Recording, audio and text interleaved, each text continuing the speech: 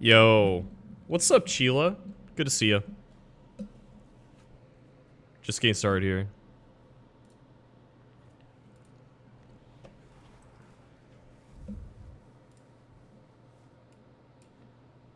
If you have any questions about what I'm doing, let me know. Sub Janice. It's going good. It's going good. Ready to do some more run and bun action. Let me tell the Discord we're live, and then we'll get into it.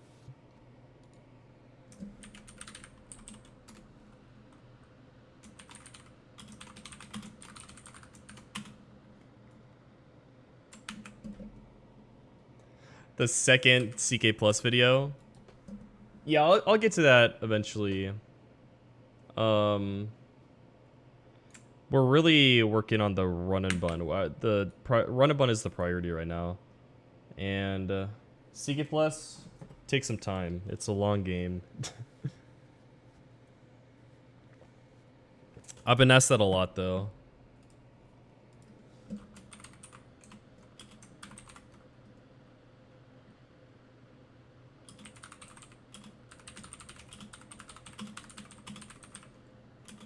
So this.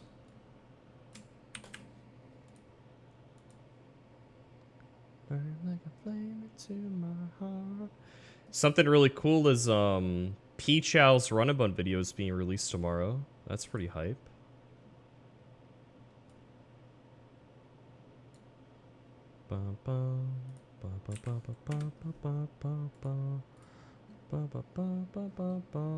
Thank you, thank you, thank you.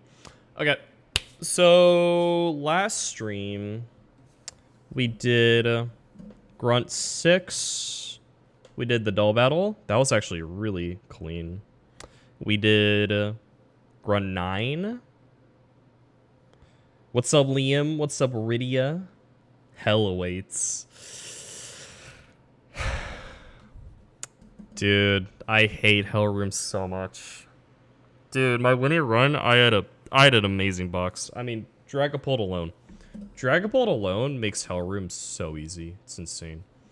The Demon Electrode, we just hit a raw Earthquake against this guy.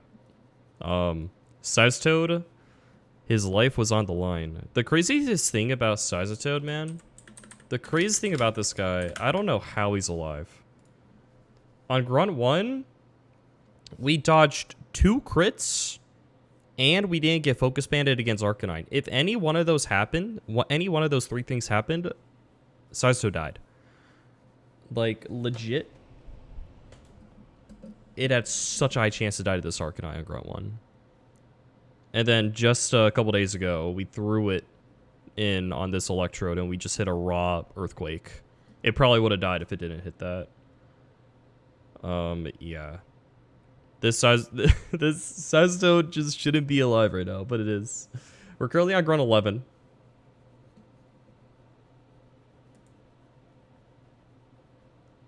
Your first time? Let's go. Let's go, Chila.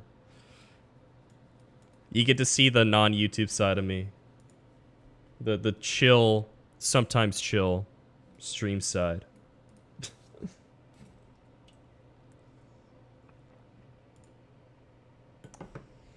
So we're on Grunt 11. Grunt 11, it's only 4 Pokemon, but obviously it's really hard still. I have it cooked already. Last stream I'm basically doing the exact same line that we planned last stream. Except I finally found an answer to Drampa. Will we see Hell Room today? Let me see. So we got Grunt 11 to do. And then we do Grunt 12. And then we're in Hell Room. I mean, most likely.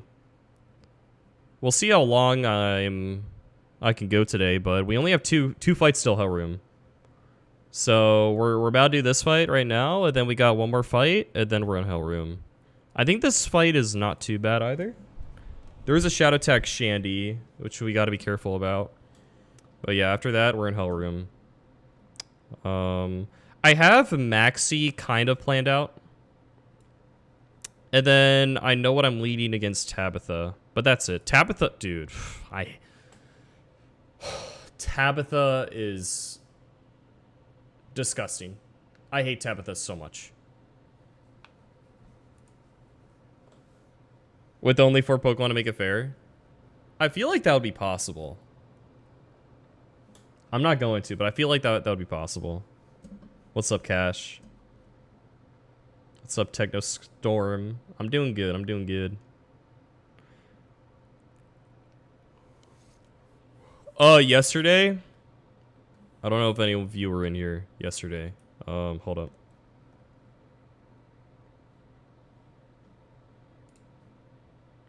Let me adjust these dimensions also. One sec. I did stream yesterday, not on my main account, but on my alternate account.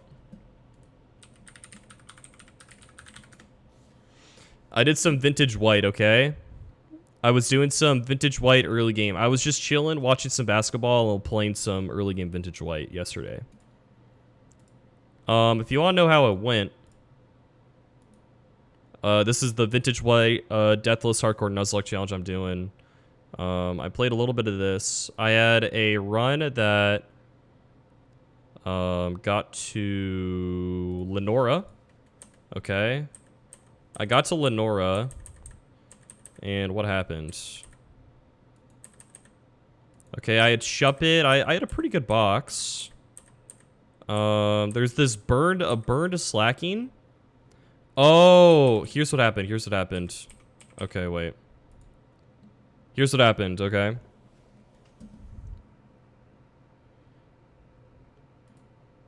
Wait, missed it.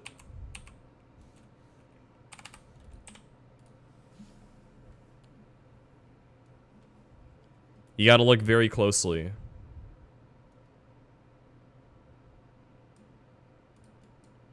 Look at that. One Rock Smash PP. You can barely see it. I basically taught this guy Rock Smash over a move that had 3 PP, so I only had 3 PP on Rock Smash for this fight. And it would have made it free. Yeah. And then I just couldn't do any damage to it, and it was just slacking off. I couldn't get the defense drops. I got no defense drops off my 3 ones, and then oh, you missed it. Wait. Okay, watch this expert play. I'm in with Shuppet. What's up, Lauren? This is the most goated safe place ever. I click curse. And then feint attack comes out and I die. Yeah, so that's something that happened. And then I had another run that got to Lenora. We're going over my DTT stream yesterday when I was doing some early game vintage white. I'm just recapping it. I got back to Lenora. Okay, there's the demon Kecleon. What did I do against Kecleon? I swapped to Azumarill. I got Lick paralyzed. I swapped to Seeking. I got Lick paralyzed again. And then I got fully paralyzed. And then I click Pluck. Got some damage on him. And then what? He clicks Lick. I live, and then I click Waterfall. Okay. He lives on a sliver. And then what do? I am expecting Shadow Sneak here. I'm expecting him to click Shadow Sneak, so I switch to Azumarill. And then he clicks Lick. Oh, wait. Back up. Before he clicks Lick, I got fully paralyzed. And then he clicks Lick. And then I live on 3 HP. And then I die. Because he clicked Shadow Sneak. So yeah, Vintage White is not going well. What's up, Petchy? What's up? How you doing? How was your stream? What were you playing? Peachy? Is it Peachy? Run&Bun? Let's go. How's any luck? We are 2 fights away from Hell Room. We're about to get into this first one.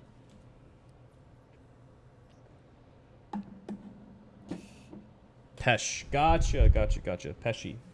Cool. Okay. So yeah, we're gonna taste a little bit of Hell Room today, it seems like. We're gonna do 2 fights and then we're We got 2 fights, then we're in Hellroom. Cooking up to Norma with a decent box. Let's go. Let's go. Love to hear that. Alright. Let's go over the team that we're bringing for this first fight here. So, if you were here last time, we were cooking this line, and we're basically doing the same thing. What's up, Charlie? What's up, Bean Boy? My man, what's up? What's up, guys? So, this is the Missy terrain fight. We lead this guy with soft sand, and we kill this dude. Letty sees potent here. Bro, you don't know how many Letty buzz I was running into in Vintage White yesterday. Is Letty actually potent here? No, you're just chatting. Okay. Alright, we lead this guy with soft sand, and we Oko with Earthquake. And then after that, we outspeed you. And then you have fast kill on us. You have fast kill Pyro. We are going to pivot to Golem, and then Golem needs to be pre-damaged to where I'm just in low kick range. Because if he misses Pyro Ball, I still need to bait low kick and not bulk up. I guess I wouldn't bait bulk up anyways. I would still bait. I'm just going to do it regardless, though. I don't think I actually need a pre-damage, but might as well. Because this is all I'm using Golem for. I think this fight is riskless. I could be wrong, though. No, actually, no, it's not. It's not. It's not. There's some fiction that can happen, for sure. Nuzlocke World Cup suit? Yeah, let's go. We just got to get the sponsors all sorted out for that, obviously. Also, guys, Tuesday, April 1st. This is not a joke, okay? I'm not trying to pull a fast one, but Tuesday, April 1st, we're going to start a new challenge. We're going to be playing Mario Mon. It is the release day of a brand new ROM hack. It is a ROM hack that I personally helped playtest. And it is absolutely amazing. It is absolutely amazing. We're gonna be trying to go through the entire game deathless as a hardcore Nuzlocke. The Alpharad one, yeah, exactly. Yeah, I helped with the Alpharad team. I just play tested it. They just needed people to play through it. I Nuzlocked it. But this time I want to do deathless. Do you have a link for that? I don't know if there's like a Twitter post or anything. But whenever I stream on Tuesday, I'll definitely have like all the links and info and whatnot. Terra Emerald trailer also dropping on Terra First. Okay. I was like, wait, that's sick. Oh, Terra First. Right. No, the game is actually so sick. It is the most impressive ROM hack I have ever played. And I had a ton of fun playtesting it. So I'm excited to do it on stream. And you know us, we're gonna be trying to do it deathless. So it's gonna be so much fun. But yeah. Is my guy pre-damaged? 186, perfect. Full heal. 186, perfect. So, item-wise, I can go Citrus Berry, I guess. Do I want to go Citrus Berry? No, I don't think I want any item in case, like, some Muckalola BS happens and I don't want boosted knockoff damage. Okay. And crit Pyro Burn never puts me in range of anything else anyways, so... I mean, the only thing we need this guy for is to come in on Pyro Ball and bait a low kick, that's all. And then once we bait a low kick, we go Crobat, and then he turns into a fighting type. And we just Oko Reapered. It's absolutely beautiful. This Crobat outspeeds a jolly Cinderace by 1 point. It is so beautiful. I'm probably gonna come to love this Crobat. I think I've used it only a couple times so far. But there's a good chance we scale U-turn on this guy. Crobat gets U-turn. It is a heart scale. But it seems like it could be a really good hard skill for Hellroom. I've heard that guy goes really hard there. So we might do that. But yeah. Just being able to outspeed and kill Cinderace is just amazing.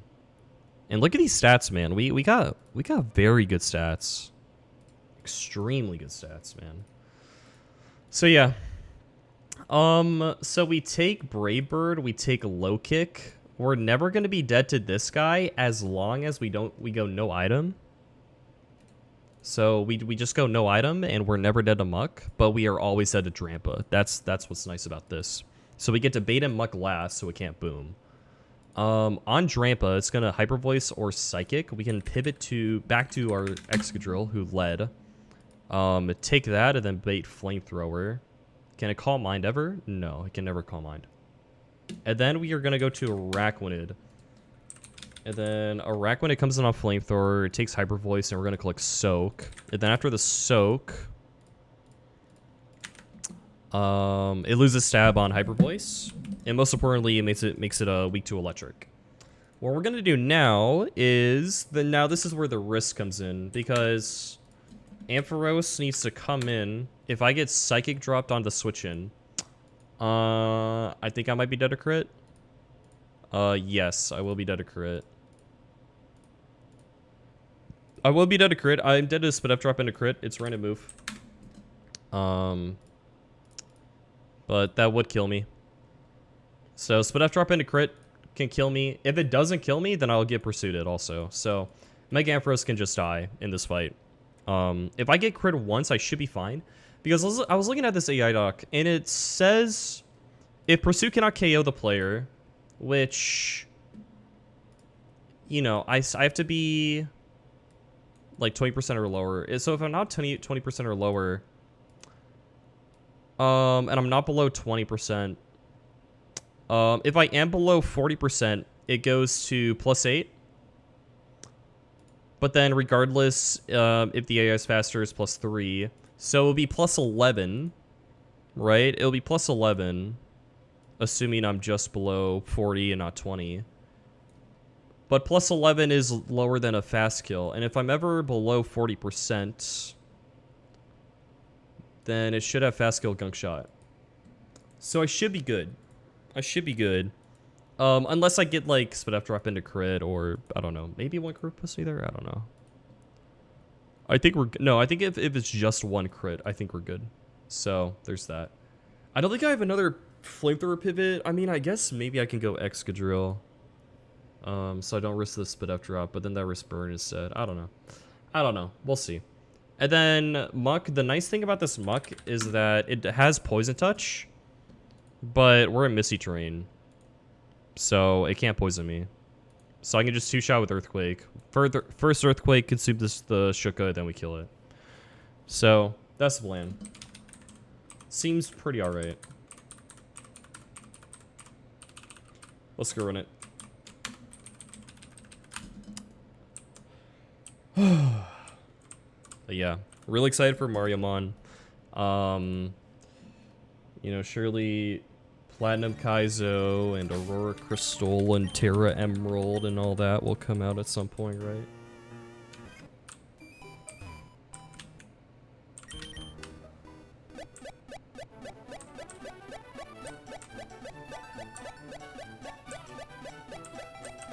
Peachal Emerald Kaizo video coming out tomorrow also?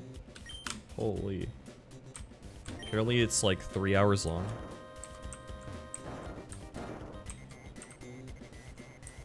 Yo, what's up, David? Yeah, we actually have a Alolan Executor who can kill 3 Pokemon on Maxi 2.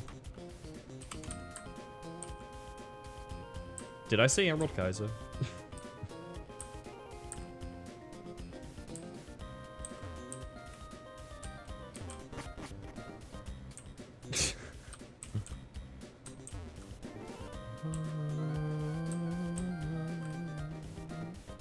Is it you? It might be you.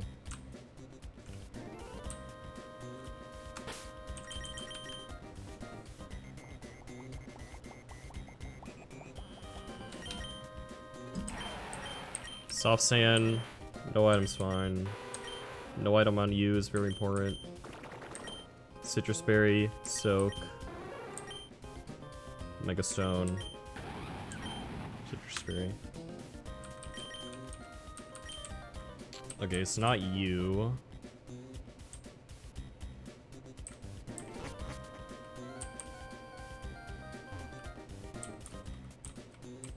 Okay, it's definitely you. Alright. We'll see how this first fight goes. Again, we have this fight, and then the next fight, and then we're in Hell Room. So we are getting very, very close.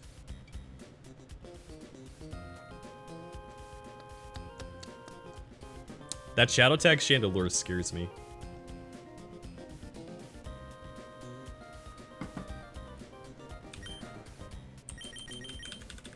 So Rip's gone.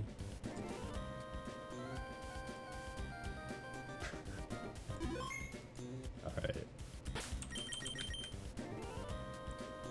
Let's go. First fight of the day. Let's get it. What did I do to deserve this guard posting? My left ear is burning up. That's actually kind of funny. Alright, let's go. Bum, bum, bum, bum. Thought I retired? I unretired. Okay.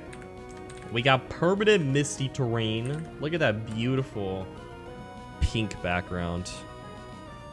Okay.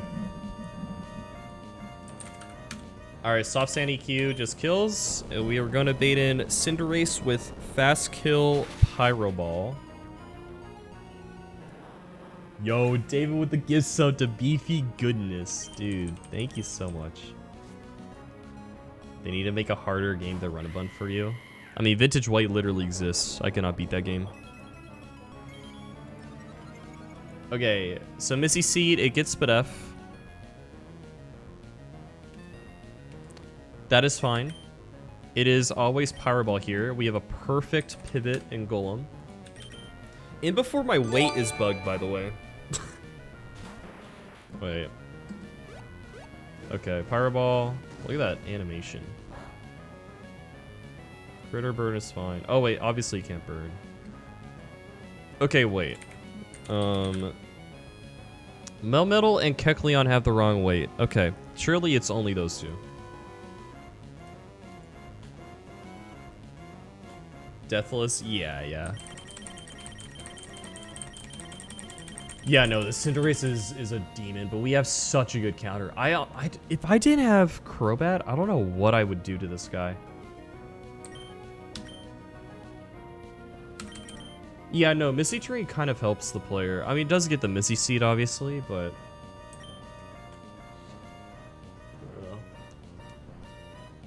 Okay. This is always low kick with our pre-damage. So we go to Crobat. This is beautiful. Watch this. We bait low kick. He's Libero. So he turns to a fighting type. That's right.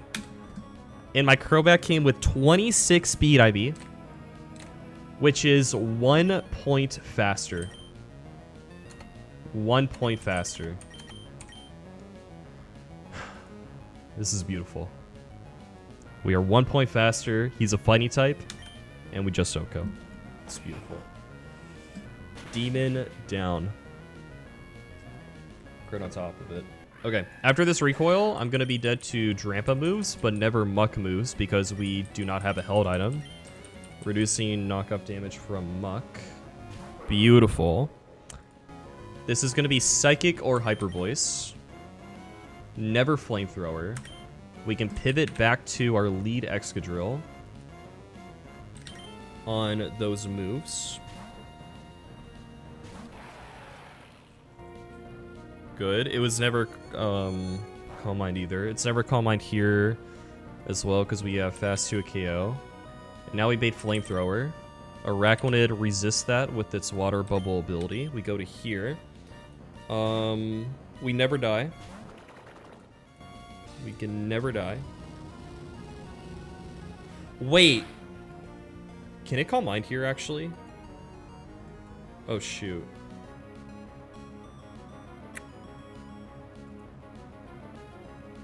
Wait a minute. I didn't think about this. Okay. If he Calm Minds, it's actually really bad. Ooh.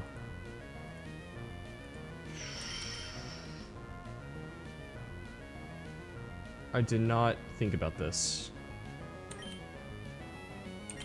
Just please don't. Just please don't. Please don't. Okay. Okay.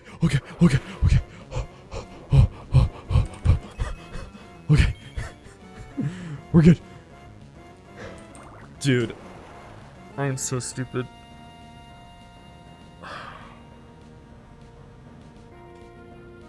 Bro, I am so stupid. I literally looked at Excadrill and I looked at Crobat and I'm like, yeah, he can never Calm Mind here. But then I failed to realize that Araquanid could bait Calm Mind.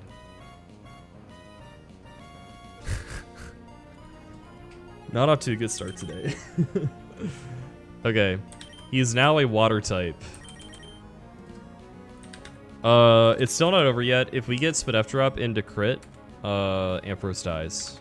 I think if we get crit once, we can sometimes die. If it crits right now, we'll see. Wait, Calm Mind would be terrible here, actually.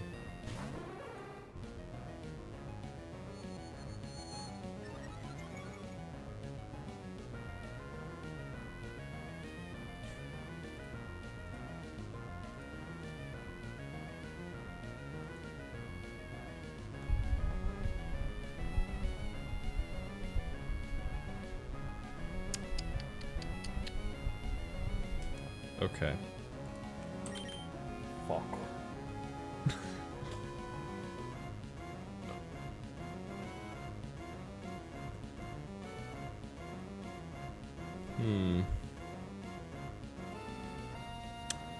This is never Calm Mind here because I have Fast 2 KO, but this guy is Berserk, obviously. Okay, I think the situation is Dragon Pulse into T-Bolt is a range. It's a really good range in my favor. Really good range. It seems like a 90% range to kill with Dragon Pulse into T-Bolt. The way I die is Quick Claw crit. Or crit into Quick Claw. And if that happens, we're probably screwed.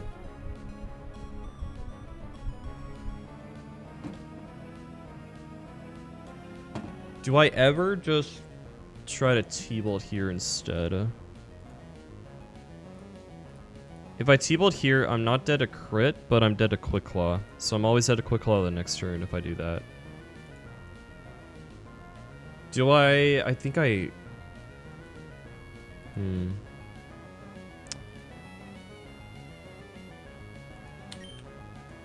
Do I high roll it? If I go for the high roll, it's less likely that Ampharos dies, but it's more likely to wipe.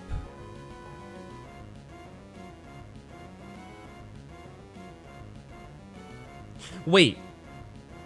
Does Mold Breaker not proc Berserk? Wait, how does Mold Breaker work in this scenario?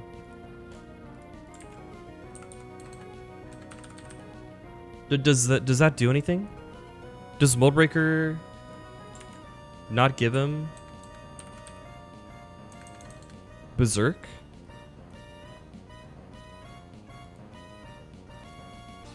I actually don't know how this works.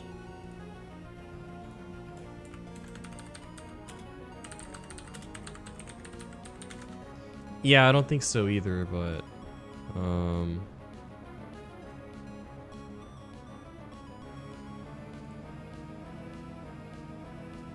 the effects of all Pokemon's ignorable abilities.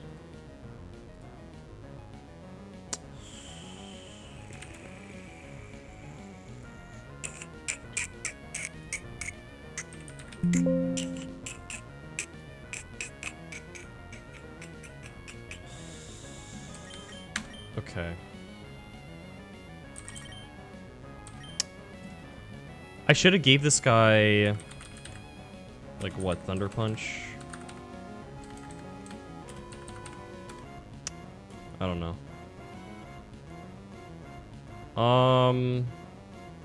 I mean, I'm risking crit into Quick Claw or Quick Claw crit. It is what is. It is what is. I'm going for the high roll. We can definitely wipe, actually, if this goes wrong. Give me a good roll. Don't crit me.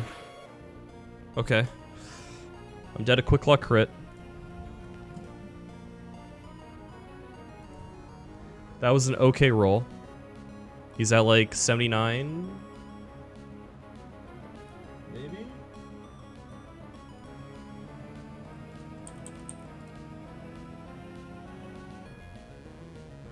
He's at like 79.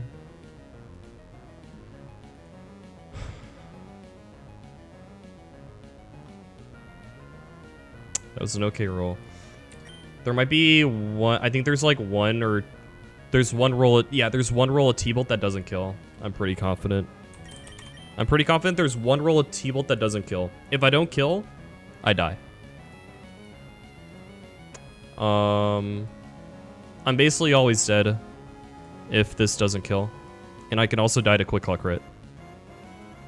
If I get quick luck crit, there's a really good chance it's a wipe. Okay. Please kill. Oh my god, dude. Can't believe I missed that.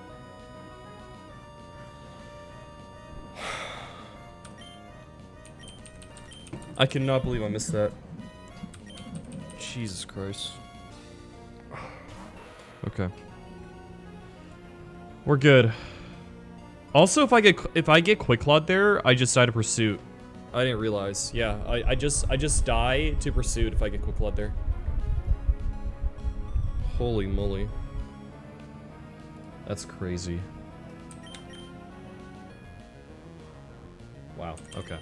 Well, Missy Terrain is up, so I should be good now. I should be good. We never get two-shot. We can't get poisoned because of Missy Terrain.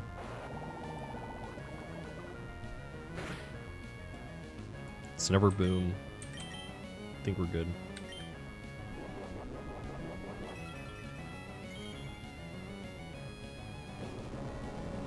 I just hit 1300 in Gen 9 random battles. Let's freaking go, dude. I'm so proud of you.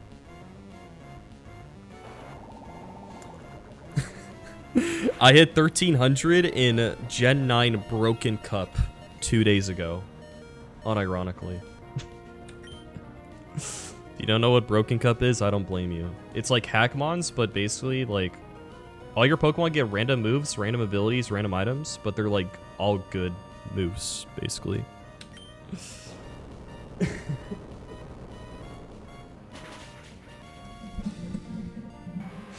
Okay.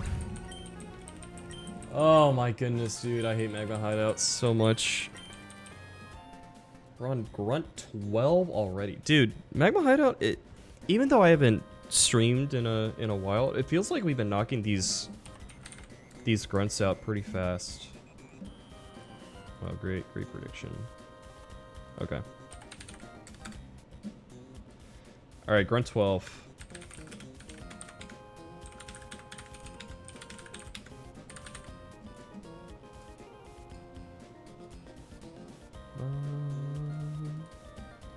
There's a ladder for that? There's a ladder for like everything, man. I was playing VGC random battles with Kaya earlier today. That was a lot of fun. There is VGC random battles now. It's pretty cool.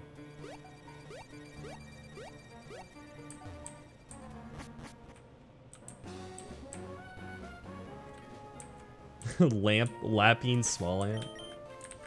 It's funny because I think Small Ant started playing Run&Bun.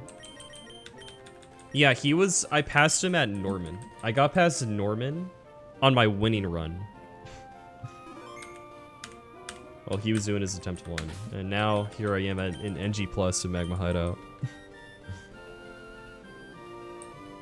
Saw the Swave collab? Let's go. BO3. It's BO3. BO3, bring 6, pick 4, VGC timer, open team sheet. Yeah, let me link that real quick, because that was a lot of fun. You can see me doing some showdown action. Hold up.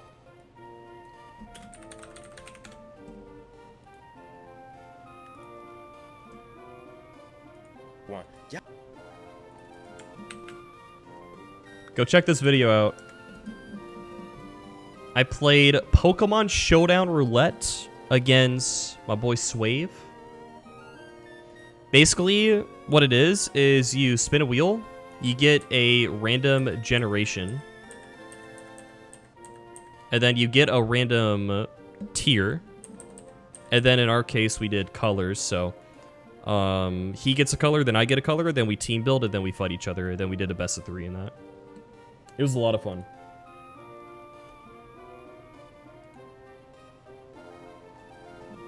Red Pokemon Greninja. Oh man, dude, game 1, I literally had I had okay. This is game 1, right? We had red versus red. We pulled red versus red.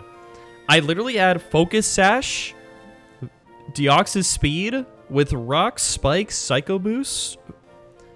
But then I was looking at it, then I like looked at Google Images. I was like, yeah, this guy isn't red. I gotta take Deoxys Speed off my team. And then he just pulls up with Deoxys Speed. That was so funny. Greninja, bro, the scarf is red.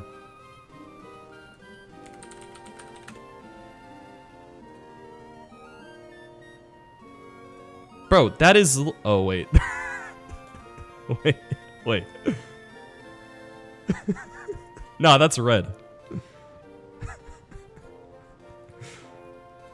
Oh, look at that. Come on. Yo, Seku with the raid. Did I say that name right? What's up? What's up? How was your stream? What were you playing? What's up, guys? My name is Drew. Hope your stream was good. Thank you so much. I do challenge runs, hard Pokemon, Nuzlocke and stuff. Playing Pokemon Platinum in English for the first time. That's awesome. Let's go. Hope it's going well. I do a lot of Nuzlocks. Currently doing a Run&Bun. It's a pretty difficult hack. I did beat it a few months ago, and now I'm doing what's called New Game Plus, which is basically every Pokemon that I caught on my winning run, I cannot use in this run. So I can only catch new Pokemon, basically. He's smarter.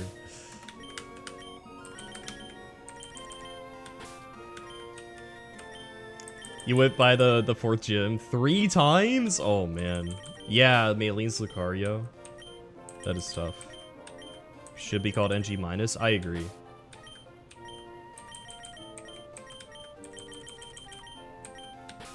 Man, I'm sorry to hear that. You got it next time though.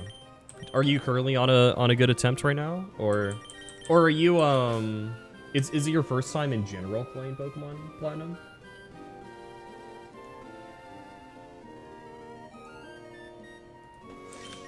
But yeah, so we have one more trainer, and then after this next trainer, we're inside what's called Hell Room. And in Hell Room, there is permanent Magma Storm, which means your Pokemon take 1/8 of its HP every turn, and you cannot switch out, except for Ghost types, and if you have a Shed Shell, or if you have like U-Turn or Volt Switch or whatever. But yeah, if you guys have any questions about the challenge I'm doing, I'll be happy to answer. We're gonna be planning for this next fight here.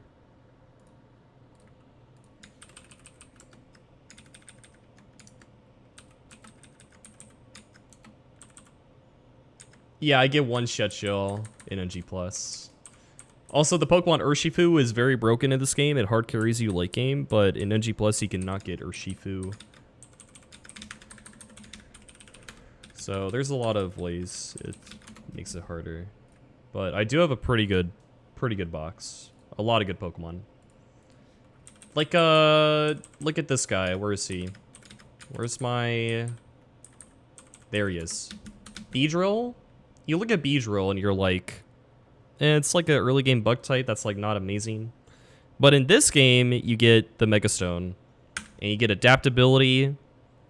You get U-turn. You get stab moves. This guy just nukes stuff. It's like 145 base speed. Yeah, 145 base speed, 150 base attack with adaptability. It is nasty. Arguably the best Pokemon in the game. And I got natural plus Stagnature on it.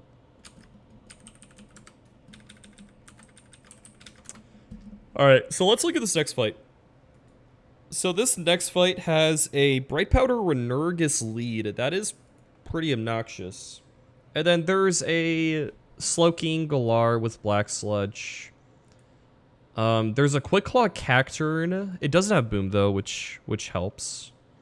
There's a Focus Band Ninjask. The biggest thing we have to play around though is the Shadow Attack Chandelure for sure. The Shadow Attack Chandelure is going to be the biggest annoyance. We have one Shed Shell to work with. If we bring one of our two Ghost types, we can also switch out of that guy. If we bring a U-turn Pokemon, we can also switch out. Yeah, Koji, I'm getting to that. I've been kind of procrastinating those videos. It learns Destiny Bond? Gotcha. I think I've seen like some ROM hacks where it gets Explosion, but I guess it's not vanilla, huh?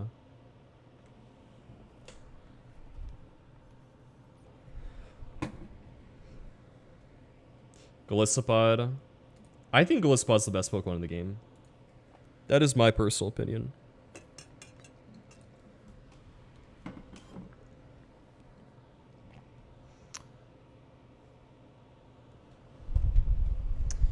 Renurgus. Okay, let's take out Misty Terrain. So, killing this Renurgus is going to be hard.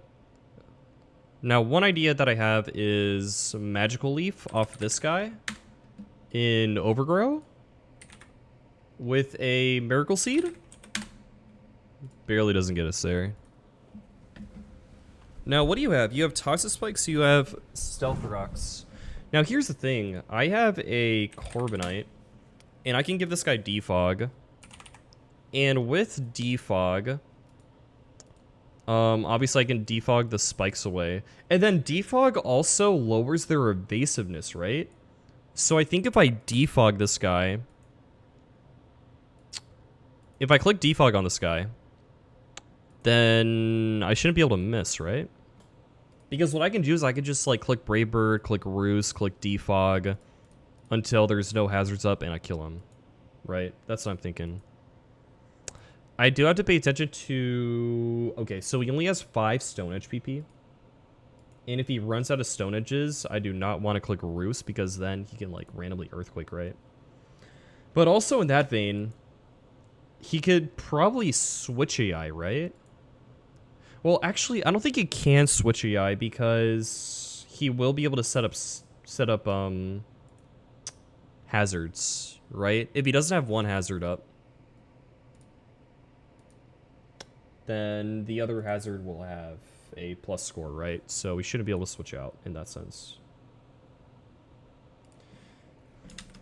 So I think that's probably the best thing to do because, I mean, what else could I do? I think, like, one angle would be... Okay, if Woodhammer killed here, I could say we could go Wide Lens, and we have a 1% chance to miss. We could risk that, but...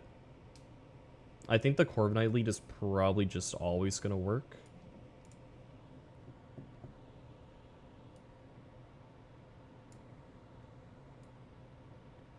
Is there anything else we'd want to do here? Is there anything else we can do? Also, what does Wandering Spirit do? Hold up. Pokemon making contact with this Pokemon have their ability swapped with this one. Does not affect Pokemon with the ability... Okay. So we're going to give them Unnerve if we do Corviknight. So this guy will get Unnerve, which means we can't use a Berry, but that's okay.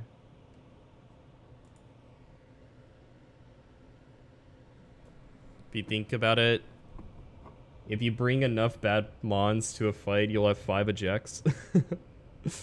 Yo, what's up, Amacam? I saw I forgot who the French guy is. The French guy who made the Run&Bun YouTube video. You probably know who I'm talking about. I'm planning on watching that later.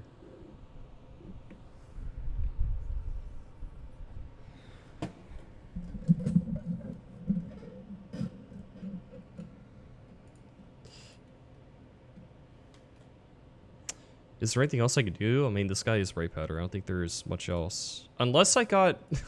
Does Bandit learn Poltergeist?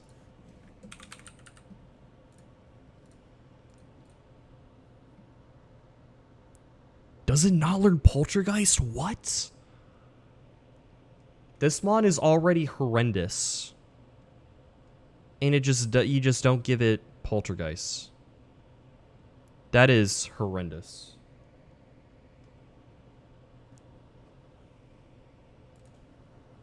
Come on, man.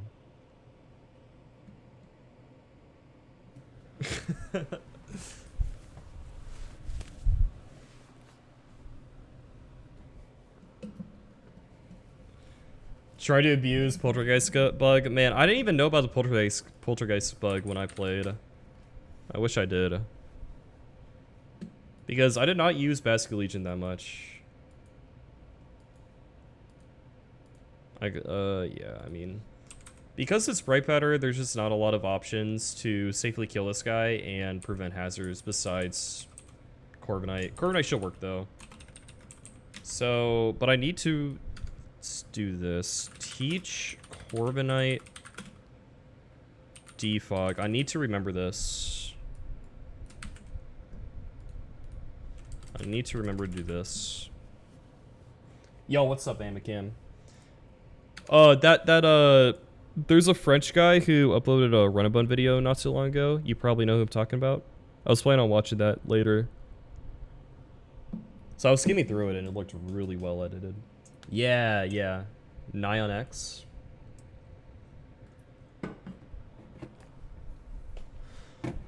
Now, okay, wait, here's the fear. Actually, no, we should be in Slow King, right? Oh, wait, okay, so we take 62 here. And we are dead to Shandy. Shandy has fast kill on us. Okay. So I take it back. We cannot do Corviknight lead. That video is absolutely insane. Yeah, it looks really good. Promoted this for days. Nice, nice, nice.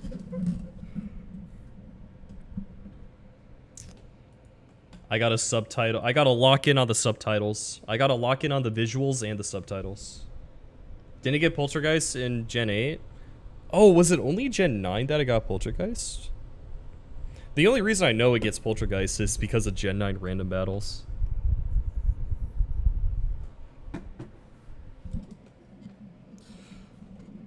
Have you done some reading scrims recently?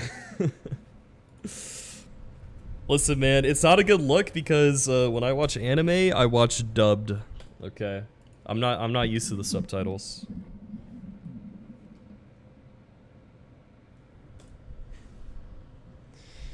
Okay, so we cannot lead Corviknight because if we lead Corviknight, oh, actually we could go Shell Corviknight, right?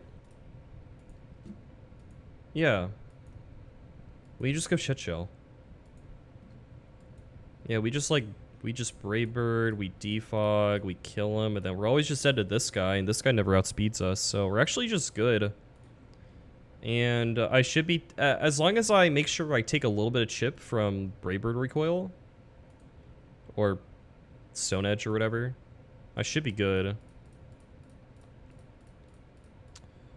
I think if he hard switches too, I'm probably okay, because I could just go back to Corviknight and defog, and as long as Chandelure is removed, we're probably good. Corv, Shell, we should be alright. Because I want to take a little bit of chip to negate substitute, but we're going to be baiting Flamethrower. Peep the new solo leveling season? That's so funny. I'm literally in the middle of watching solo leveling. I literally was watching an episode yesterday.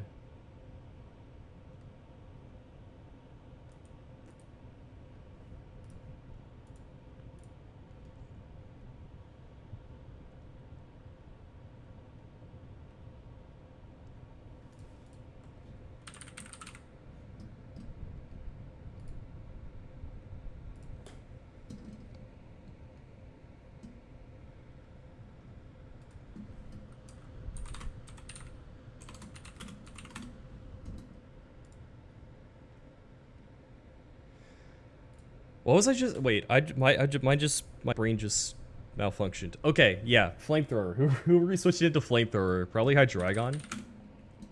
Yeah, Hydreigon is good, and we can go black glasses. We take flamethrower, we kill. Who would that bait? Probably like fast kill you. If we have black glasses, we don't show kill to you. We have fast kill on you. We have slow kill on you. But you're just faster. You're not gonna outdamage us. It should just be Ninjask. We're gonna negate Sword Stance because we have slow kill. And we're gonna bait Leech Life. Okay, that's good. Hydreigon. Black glasses. So I do have to use my defog TM, but I was gonna do this regardless for Corviknight at some point. Corviknight is the most obvious user of defog. I got rid of defog because I needed fake tears for the Mount Pyre gauntlet.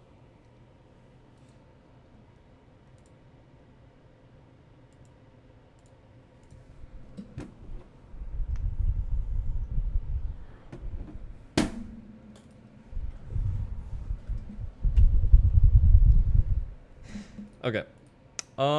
Yeah, we should just bait a Ninjask. Unless we're somehow in range of this, which I don't think is ever possible. Because we just come in and kill. I mean anime. If I actually sat down and watched it and just care about it from an outsider perspective. Yeah. I was at my friend Noah's house a few weeks ago, or a couple weeks ago. And whenever I go visit him down in Austin, Texas, he always gives me show recommendations. He was like, you gotta watch Severance, and you gotta watch Solo Leveling. Severance is not an anime, it's like an actual TV show. And that show was amazing, holy.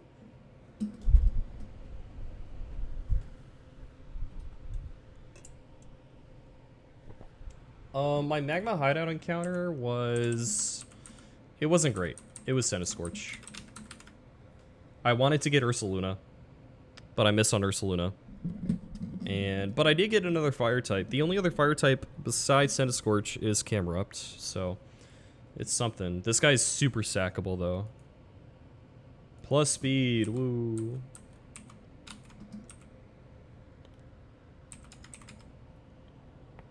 Yeah, 12 deaths. Not bad. And if I still Hellroom, this fight, and then we're on Hellroom. One fight. No. Not at this point in the game. For NG++, it's a dupe.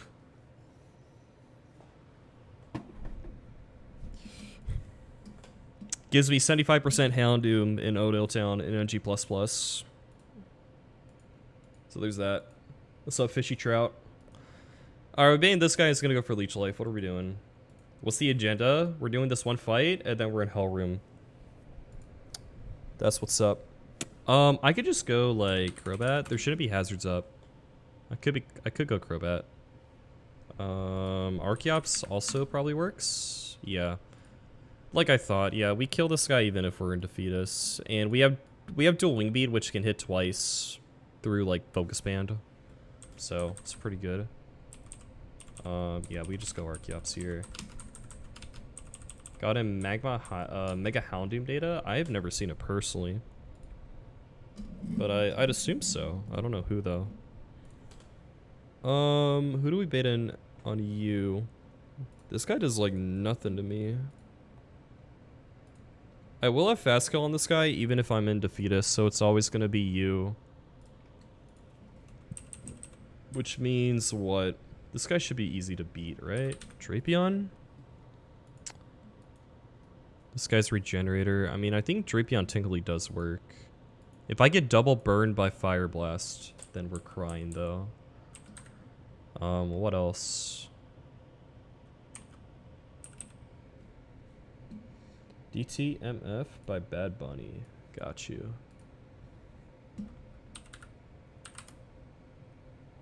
What's up, Tatsu? Alright, it is next in the queue. Who beats this guy? I mean, Hydreigon would actually beat this guy. If I want to use something else for Chandelure, but... Honchkrow...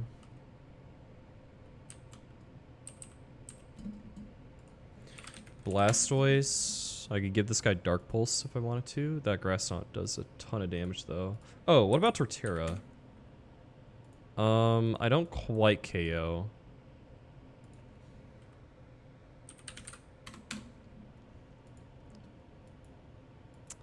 Yeah, the only fear with you is Double Burn. What are you using on Archeops, though? Yeah, I can Fire Blast on my Switch, so Double Burn is a possibility.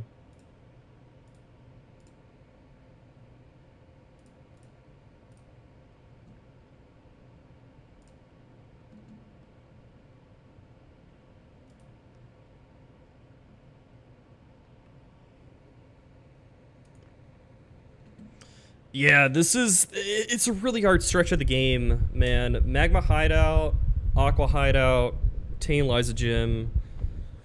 It's so tough because you have those three extremely hard sections, and Hell Room is like, you know, you're gonna have the most deaths of the entire run in Hell Room, right?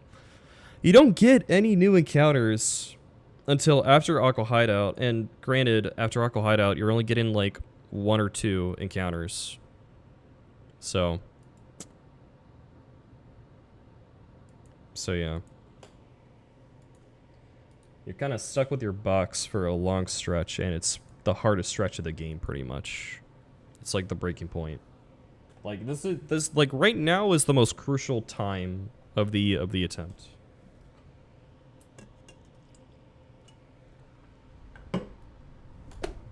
Seafloor Cavern. I mean, yeah, you get a lot of encounters until you get to Seafloor Cavern, or you get a few. But Seafloor Cavern is... Oh my goodness, that was not fun. Holy moly, I hated that place.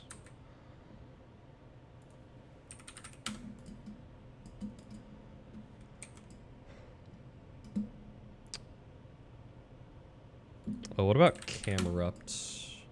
Can I do Camerupt Mega? Mega Camerupt Earth Power kills?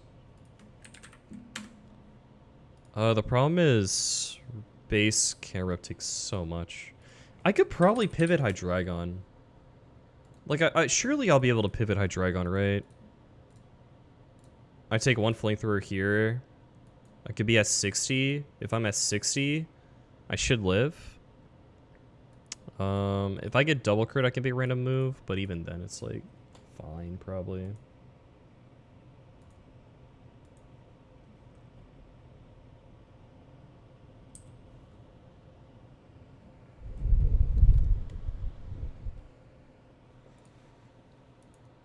Yeah, same. I do watch Smalland a lot. He's very good at the game. It's very impressive.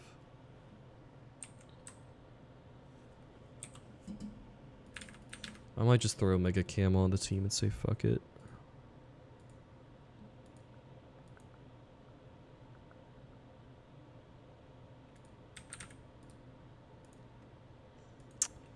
Araquanid also takes like nothing. I should have a few slots here to work with. Assuming I have something that solos Cacturn. Let's see. This guy's Quick Claw, if he growths, I mean, he's gonna get to +1/+1. I don't have first impression on anything. How much do you take? Okay. Oh, it has Dark Pulse also. You have a Leech Life. I think Drapion just works, probably. It could Dark Pulse flinch me. It could kill me with that. But also, the nice thing about you is that I can position you in because I can have you kill Slowking. Like, I just throw in a Araquanid, I get some damage, right? And then I go Drapion. And then I kill with knockoff. And then I have Drapion positioned in for Cacturn. That seems pretty good. I'll go out Artillery.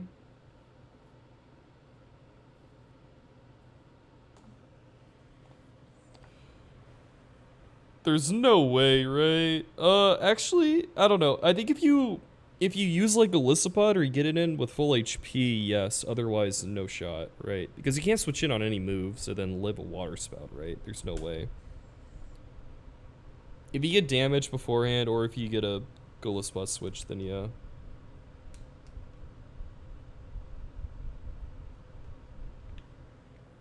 Is Small Lane in Aqua Hideout now?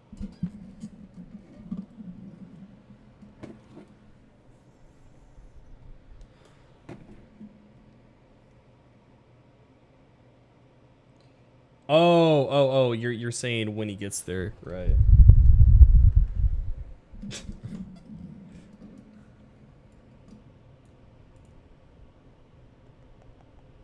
Alright, who do I want to bring as a backup in case I get flinched down?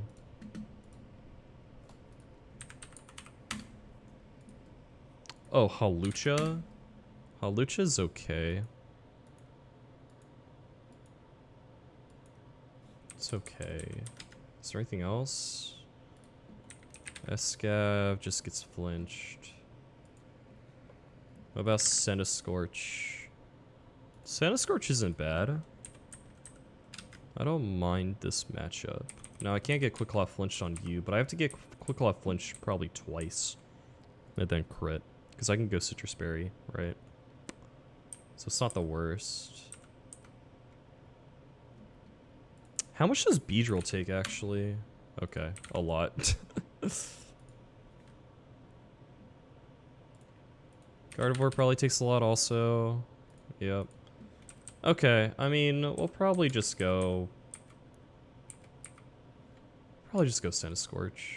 I could go Honchkrow also. Yeah, I'll just go Centiscorch. This should be good enough.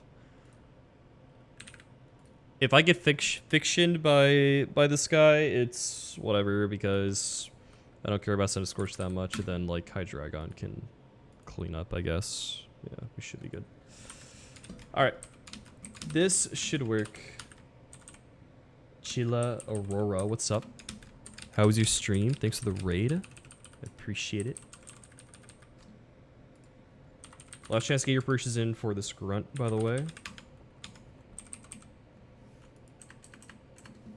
Thank you for the song request. I did enjoy that song.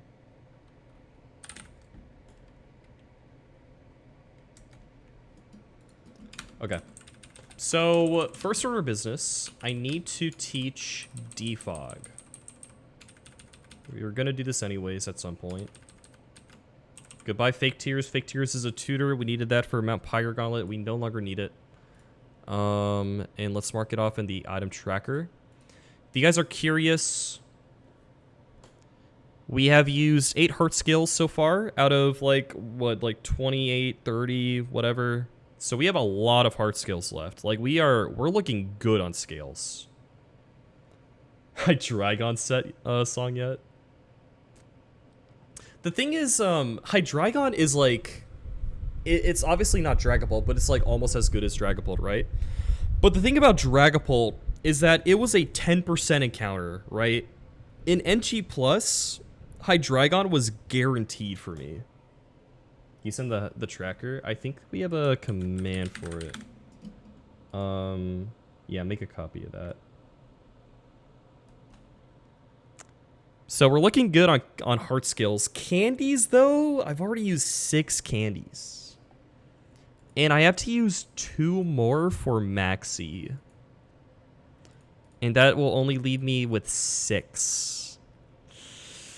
So candies are really tight. But yeah, where's Defog? Defog used is the usual. I would say so. I would say it's typical. Mainly heart skills. I think heart skills are the big ones for Maxi. I could maybe see if there's an angle of where I can do like 1 candy and like 2 skills instead. But we'll see. Goodbye, fake tears. Shed shell on you.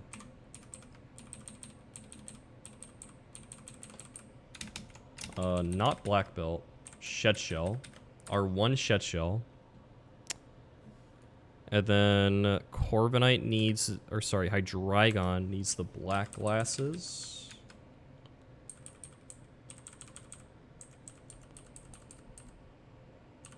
And then were we gonna go any item on you? The line is Corviknight kills Renurgus. Basin Shandy. Hydreigon kills Shandy. Baitsin Ninjask. And then we go Archeops on that guy. We're gonna go Citrus Berry on you. Because... yeah. We don't care about acrobatics damage. We just go Citrus. And then Araquanid is gonna go Citrus Berry. We cannot get poisoned. Why does the... oh, I guess he has Venoshock because the lead has Toxic Spikes, right? That makes sense.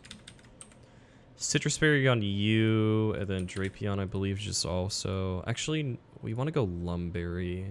Yeah, we want to go Lumberry on you, actually. In case of Fire Blast Bird from Slowking. Yeah. And then... Centiskorch is going to be hitting the field for the very first time here. We're going to go Citrus. It actually might not hit the field, though. We might just use Drapion instead.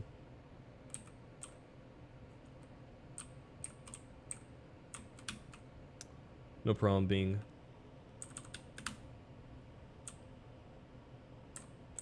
Deathless 3 Monflan, and Ascent ended it on being stupid and losing Torterra to Death Sea Bond. I am so sorry. That's tough. 21 deaths after getting Surf and no Petalburg encounter. This is this Run&Bun? Immediately after I pressed Giga Drain and realized to kill me. Oh my gosh.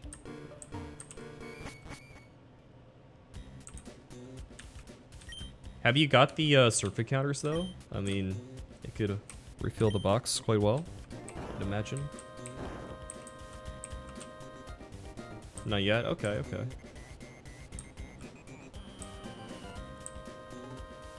What's up, Kirim?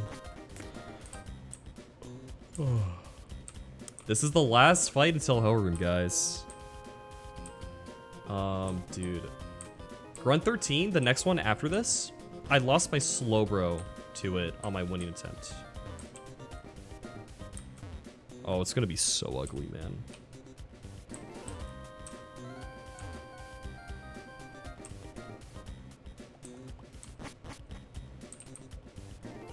Okay, so we just fought you, and there should be one more guy here somewhere. This is the DLC room, and this is, okay, this is the last one. Alright.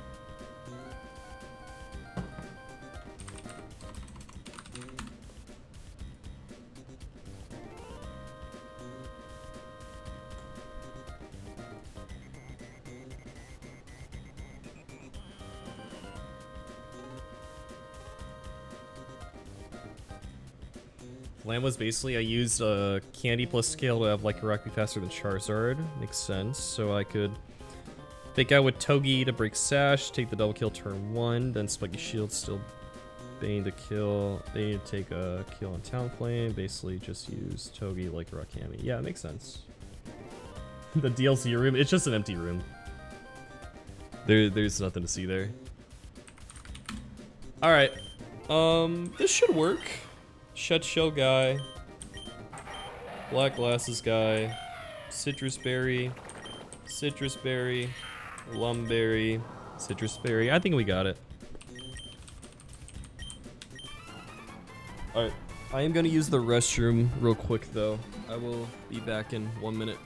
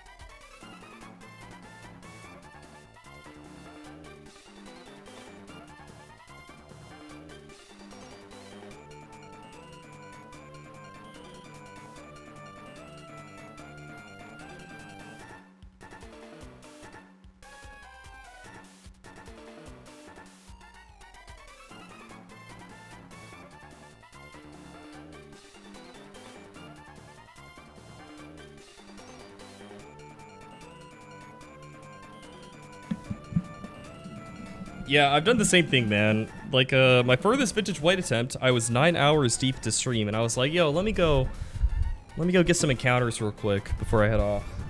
And then I ended up wiping to an optional.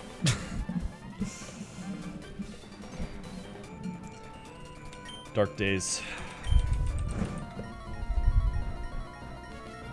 Bum, bum, bum. Alright, so the lead, Renurgus, has bright powder. We're gonna be here for a minute. The Cobtops one, yeah. We're gonna be here for a minute. This guy's bright powder, he has hazards. We gotta count Stone Edge PP. As long as we don't miss a ton of Brave Birds, I think we'll be alright. Okay, we hit that one.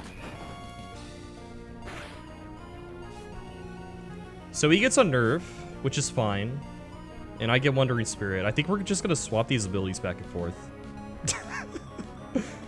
It's a lot of text there. Okay, T-Spikes are up. Now, I think if I hit this Defog, it will negate Bright Powder, essentially, I believe. Okay, cool. So this should lower his evasiveness, which means I should be able to hit all my Brave Birds now. And there's Stealth Rock, that is fine. So now I will click Brave Bird. Crit does not kill him. And the next Brave Bird will kill him. And now we just, we click Defog, then we click Brave Bird, and then we kill. Because both hazards are up, and then he has a Stone Edge. And my Corviknight HP shouldn't matter either. So we click defog here. No more hazards. He should Stone Edge. He should click Stone Edge here. Oh, he gets another layer of Toxic Spikes. Wait, what? Wait, what? Wait. I'm sorry. Clip that. What just happened? Did it say it used Toxic Spikes and then it used Stone Edge? Did anyone else see that? Wait, what? Clip it. No. Someone send me a clip of the turn that just happened. Unless I'm blind, I think I just saw. I might be blind. Did it say it just blew away hazards? From my eyes, I thought it said it used Toxic Spikes and then it used Stone Edge. Am I just stupid? I'm tripping. I saw use. You're tripping. It said the Toxic Spikes blew away. You blew away. Okay. I guess I'm just stupid.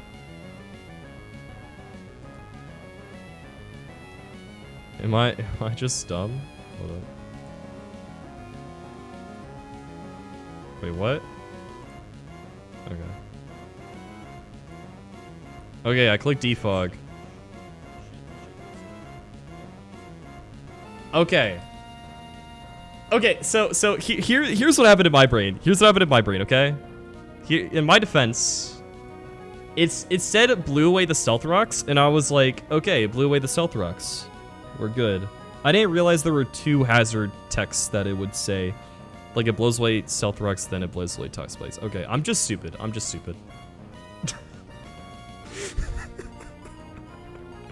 We're fine.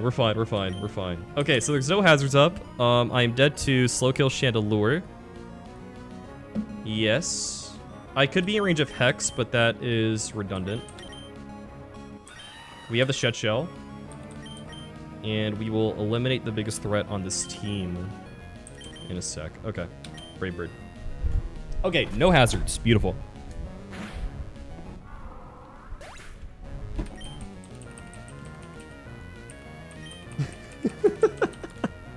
I'm sorry. Alright, Shandy's in. This is always Flamethrower. This is Shadow Tag, but we can escape now. We go Hydreigon. And we just outspeed and kill.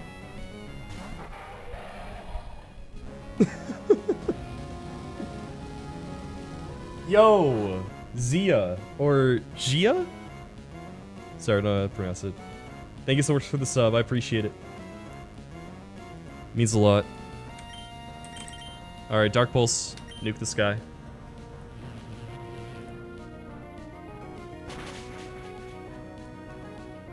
Bye-bye, Shandy. It should go to Ninjask. It should go Ninjask. Okay, good. Thank you so much. Yeah, I really appreciate it.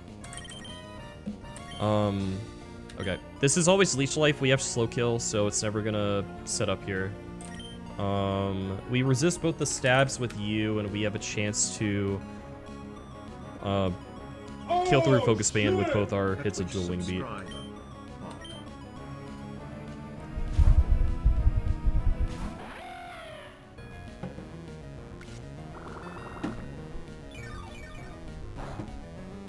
Cool. If he crits me, my Citrus Berry most likely puts me out of range of Defeatus.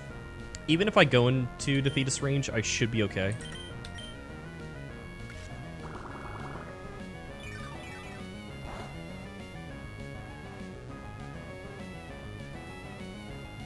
Oh. Am I not Citrus? Oh, I'm not below half. I'm just in the yellow, but I'm not below half. Okay. Alright, cool. No Focus Band shenanigans. Who's it gonna go to? Slowking. Alright, this is Fire Blast or Grass Knot. We will go to Arachnid. And we just want to chip this guy.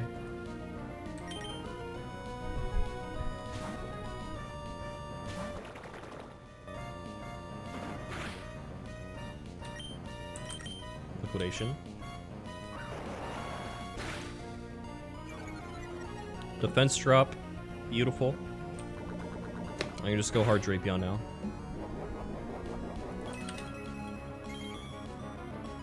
Alright. We want to position in Drapion here so that we can chain Slowking and Cacturn.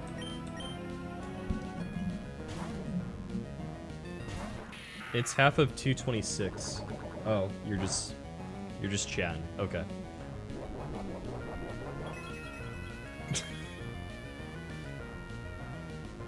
Alright. Knock off, kill this guy, and we got Leech Life for the Cacturn.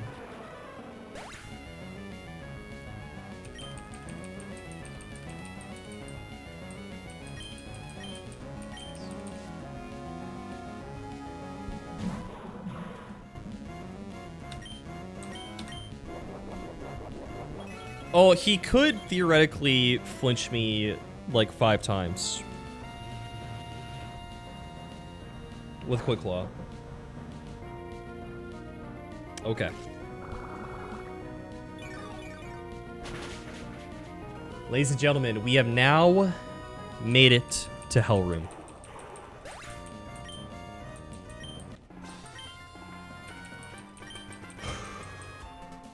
Five Quick Claw Dark Pulse flinches. It's not even just 5 Dark Pulse Quick Claw flinches.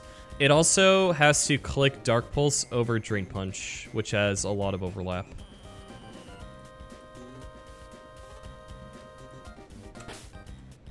You're ruffling?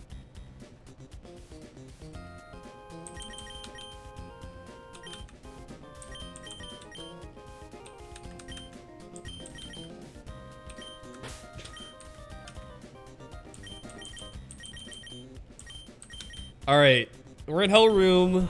It's not gonna be easy. All these fights are hard, even this first one. This first one, I lost my Slowbro to this first fight on my winning run.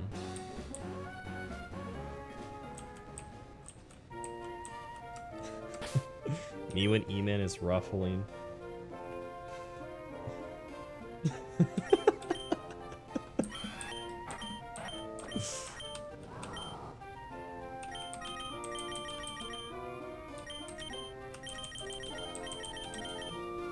Oh yeah, before I forget, let me do this. Corviknight, give you defog. Alright. Let's see how much of Hell Room we can do today. If I do the first 2 fights fast, we can maybe do all of it today. We'll see.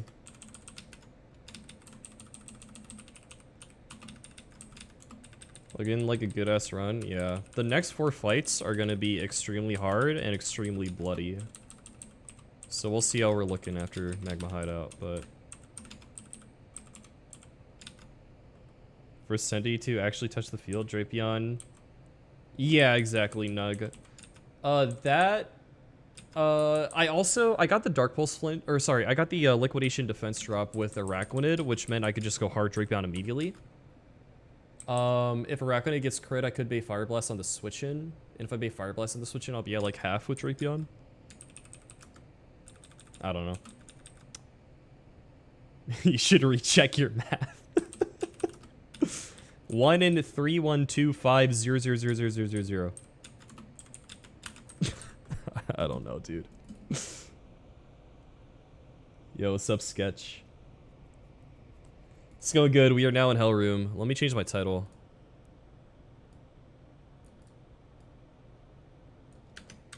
Hell Room. Okay. Let's do a prediction for this first grunt. Now, there's a very good chance I lose something here.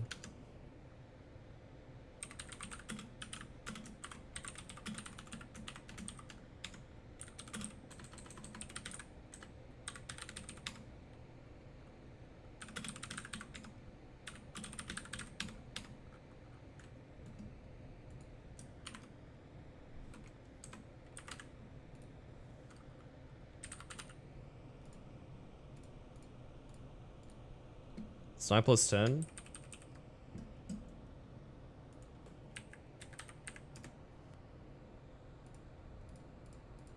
19.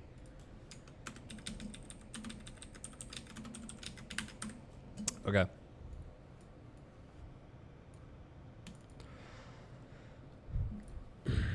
Lead Kangaskhan. I do have Beedrill who has U-turn. That's kind of cool. So we have, I think we have 3 Pokemon that can learn U-turn via scale, which is very massive for Hellroom. The first one is Crobat. Crobat is a big U-turn candidate. Does get U-turn by scale, so, I mean, if that saves a Pokemon's life, then I'll definitely use it. We got, let me write these down so I can remember. Crobat. We also have Noivern. Noivern can learn U-turn via scale. Is there anything else I can learn U-turn that I have in my box that I don't have already? Because Hydreigon has U-turn, Beedrill has U-turn. Archeops. Archeops is a big one. Archeops gets U-turn via scale as well. That's a big one. Crobat and Archeops are very good U-turn users. Obviously, Noivern's good too. Excuse me. Is there anything else I can learn U-turn? I don't know if there's anything else. Honchkrow? No. I don't think Pinsir learns it. Mega Pinsir with U-turn would be insane. Yeah. I think Corviknight maybe? No, not Corviknight. I think that's it. So I think we got 3 Pokemon that can learn U-turn. But they're all they're 3 really good Pokemon with U-turn.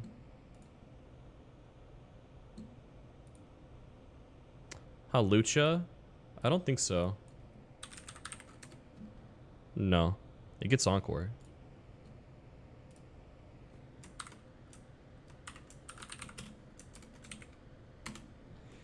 Crobat, Noivern, and Archeops are the 3 Pokemon we got to consider during Hellroom of scaling U-turn. Yeah, my Magma Hideout encounter was a Centiskorch. It's not great. I wanted an Ursaluna. Subjamash. Flip turn, Volt Switchers. We have, Flippy the Floatzel with Flip turn. Is there anything else? We don't have any Volt Switch users, I know that. I guess, technically, Kingdra can learn Flip turn. I guess that is something.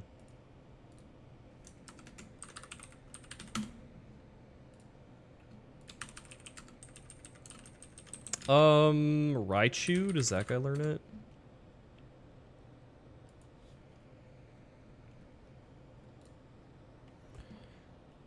Does Raichu really not learn? He has it? Yeah. Lantern might learn it. But also, why does Raichu not learn Volt Switch, bro? This guy is already horrendous. Like, you gotta be kidding me. Raichu Alola? No. Neither of them do. Bro. This guy's so bad. Lantern, do you learn Volt Switch? I'm never teaching this to Lantern, but I'm curious. No. No Volt Switch on Lantern. No Flip turn. But Kingdra learns Flip turn by scale, if I really want that. That's it. I believe. For potential pivot move guys. So I mean, yeah, that's what we're working with. Okay, well, let's count Grunt 13. This is not gonna be easy. This is gonna be painful. This is gonna be hard.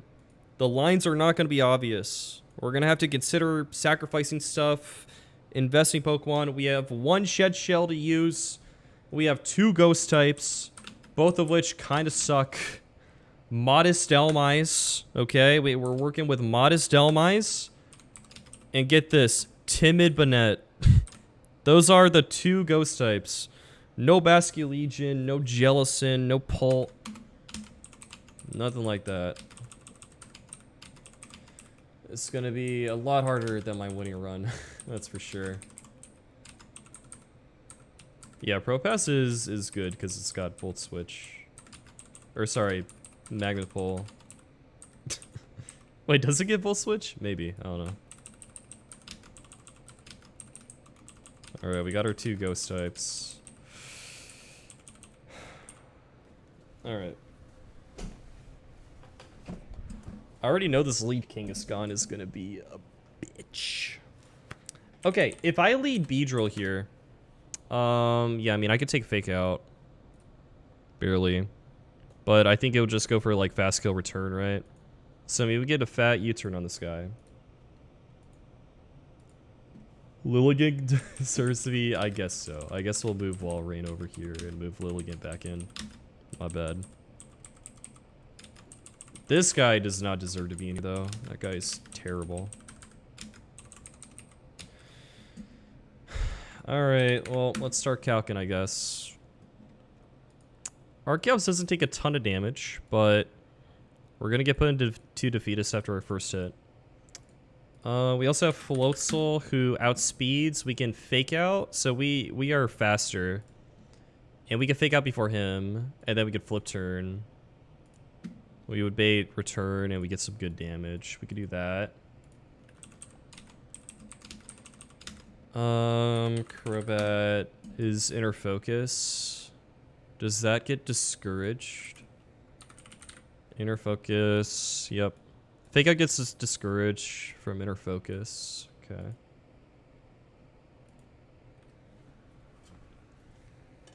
Yeah. Hit him on top. I die to Magma Storm after crit.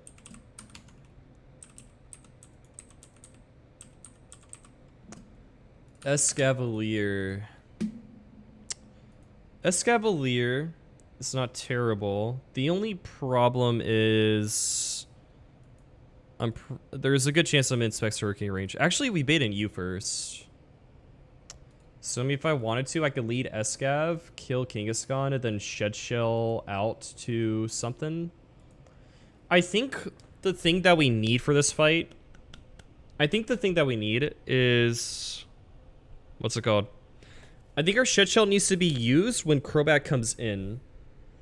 Because when Crobat comes in, it's going to hit us with a fat Specs attack, right? And we're not going to be able to switch out of that. Or we're not going to be able to stay in on that and like U-turn or whatever, right? So we need to bait in Crobat early. And then Shed Shell out, baiting a specific Specs move. And then from there, we can probably manage it. Like killing Centiskorch with something that has U-turn, or killing Pex with something that has U-turn, yada yada. But obviously it's not going to be easy. We have 1 Shed Shell to use. We had to fit our pivot move guys on the team. Might have to sack some stuff. We'll see. Inca Cola. Thank you for the raid. I appreciate it. How was your stream?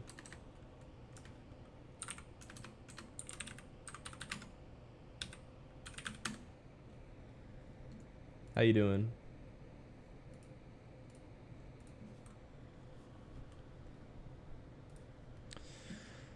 All right.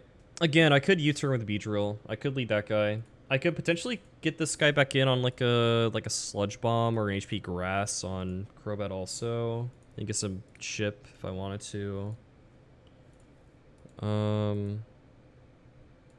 I could bait a fast kill return and get a huge damage with U-turn. So if U-turn crits this guy, what happens? Does it see Switch AI from Beedrill or the Pokemon that I switch in? I forgot. Disney has a DDR. You switch first. Well, yeah, I know I send in a Pokemon, but it does see what I switch in, right? The Pokemon you send in. Okay, good. Thank you. Okay. So crit killing him should be redundant unless I don't want to take too much. Don't want to take that damage. There we go. What about Corviknight? How does Corviknight match up against this guy? Obviously, you could sing. I would have to, like, pre-poison, but... Poison plus return plus Braybird recoil does not sound fun. That does not sound good. I'm taking at least 25% from all that passive damage. Sup, Juan? Good to see you.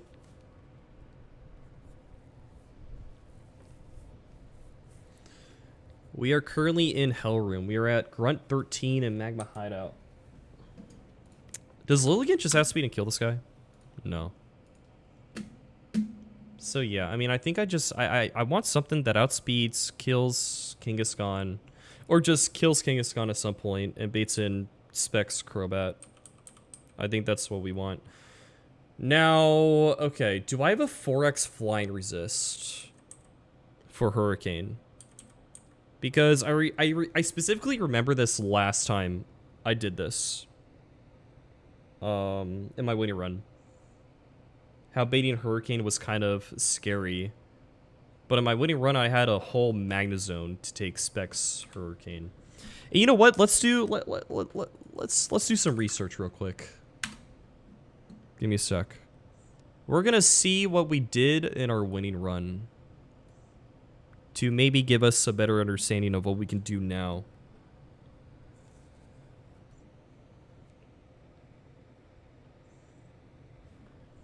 Did not have Togedemaru? Yeah, it's crazy.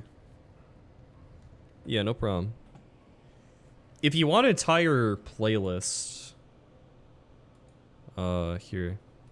If you like Eurobeat, Jofer cooked up a really good playlist. Okay.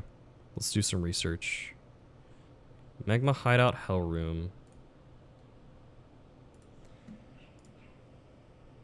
Oh, not that. Togedemaru, yeah. What'd I do here? Oh, shoot. Okay. Can't trap it. So you just can't trap it with a range trap then also, huh? I didn't know that. I didn't know that. That's crazy. Oh, I had freaking Gillespod, dude. Oh, no, Gillespod is so good. Okay, let's get it. Here we go. Takes like almost no damage from this Kangaskhan. Pre-burn? Like, so little fact that I can take burn and Magma Storm damage each turn. So he's gonna he should fake out here. Okay, nice. So we take fake out, we take Magma Storm, we take burn. It's gonna be a lot, but that's fine. We're never gonna have to locate crit. Plus the chip the next turn. So I'm pre-burn because I don't want to kill this with crit. If I kill this with crit, Crobat comes in with a random move. We don't want to kill with crit, that is why we're pre-burn.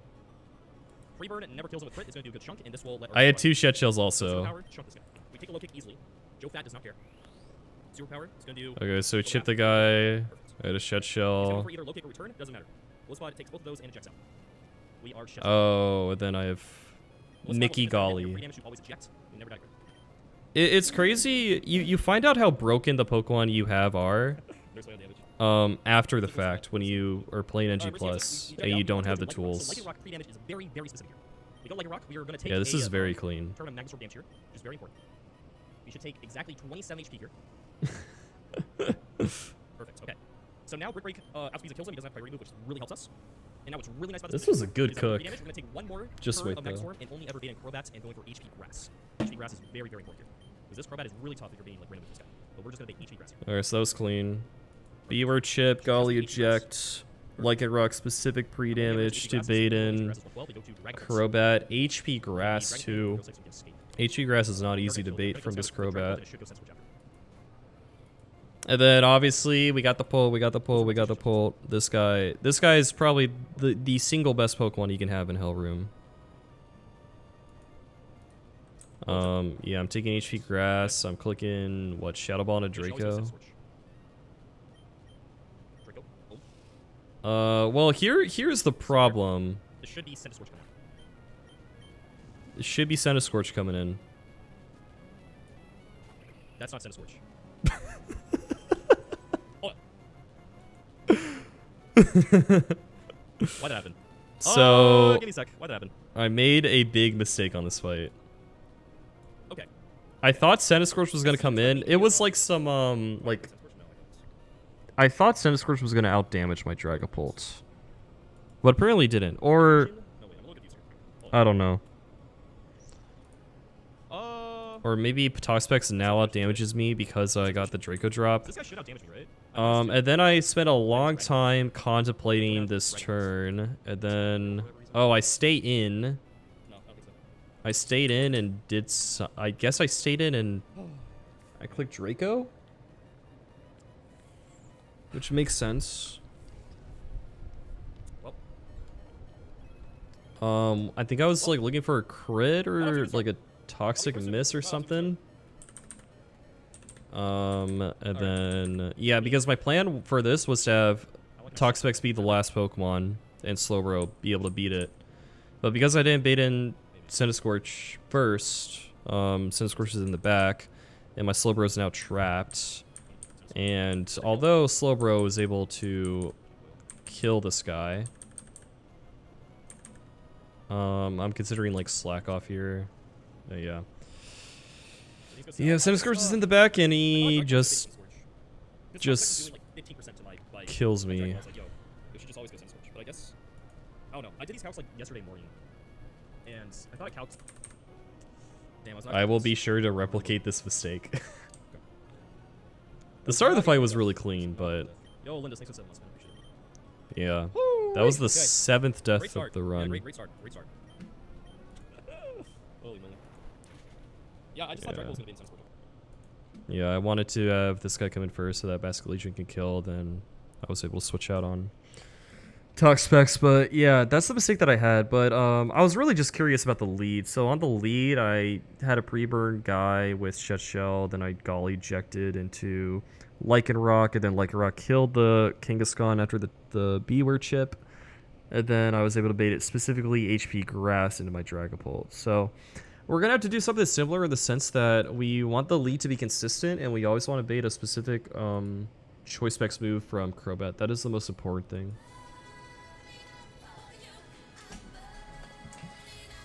So yeah, how do we bait in Crobat? That is the question.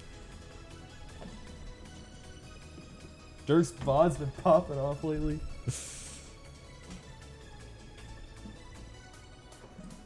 Yeah, I got a lot of stuff I gotta work on. I know. Okay. Oh, I hate this. Kingler. That's gonna be a random move from Crobat. We gotta be faster than Centiskorch, right? Like almost always. So let me just look at Pokemon that are faster than this guy.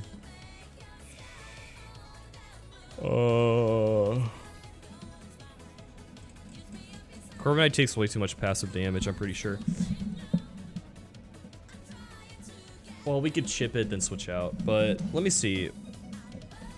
What U-turn guys can we use? We can use Beedrill here.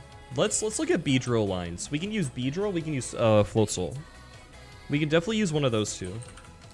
Because Floatzel can fake out, then flip turn. Beedrill can U-turn and bait fast kill return. That sounds pretty darn good. I do like that. It's never Sing either. So I like the Beedrill angle. Where do we go to though? If U-turn crit kills, the switch guy just sees what I switch in.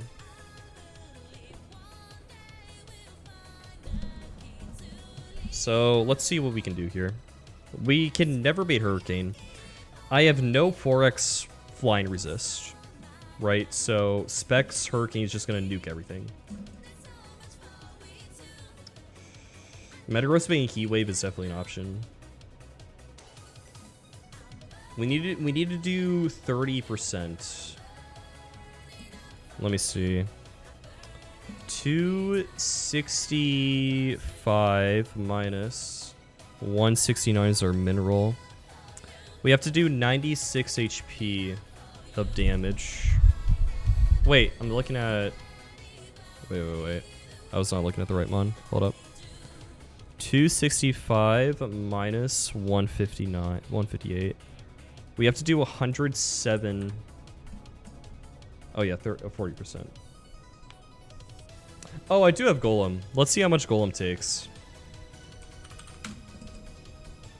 Wait, that's actually nothing. Okay. Okay, I mean, that's actually not bad. This sketchy spitting facts out here. Well, Lord, what's up? Good to see you. Alright. Who could come in on return and do 40%? I mean, this guy can definitely do it. I'm gonna be too low potentially though. I do outspeed you. Maybe Metagross works. I will have to take a return into low kick and 2 rounds of Magma Storm, but I do have Citrus Berry. Does that work? I don't know. This is a lot of damage. Like, crit low kick alone is looking pretty sketchy. I can do the specific math on that, but it's looking pretty iffy. If I get double crit, it's definitely gonna put me in range of Hurricane. I think even 1 crit could do it, but we'll put a pin in that. What else can we look at? Things that outspeed and resist normal. We have you. So, the annoying thing about you is that return... I could go Citrus Berry. Archeops might be able to work. But I don't think we always bait this guy in, right? We have fast kill on you. We outdamage you. It'll bait in Toxapex. Which honestly might not be that bad because we can just U-turn on that guy. And then kill Toxapex with something that baits in Crobat and we still have our Shed Shell. That is actually not bad. I am not opposed to that at all. Because we can just go Citrus Berry, right? Because return, even if he crits, I'll have my Citrus Berry, we'll get out Defeatist. And we could click either Dueling Beat or Acrobatics. Now, the only question that I have is what do we get rid of for U-turn? It's not an easy question because Acrobatics and Dueling Beat are both fantastic moves. Power Gem is good for some specific fire types and flying types and whatever. Like special rock coverage is actually pretty sick. And then obviously we never get rid of Rock Slide. So it's kind of a tough question. I think it'll probably be Power Gem. If I don't need Power Gem for Hell Room, I'd probably get rid of that. And it's actually pretty easy to tell whether we need a Power Gem in Hell Room.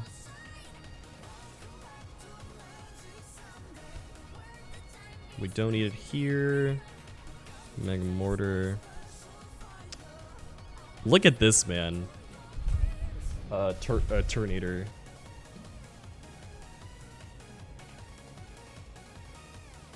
Hearthstone Power Gem could kill that guy, then we have U-turn to switch out after, and we could bait like Scorched Heads or Overheat into this guy. That is actually really valuable.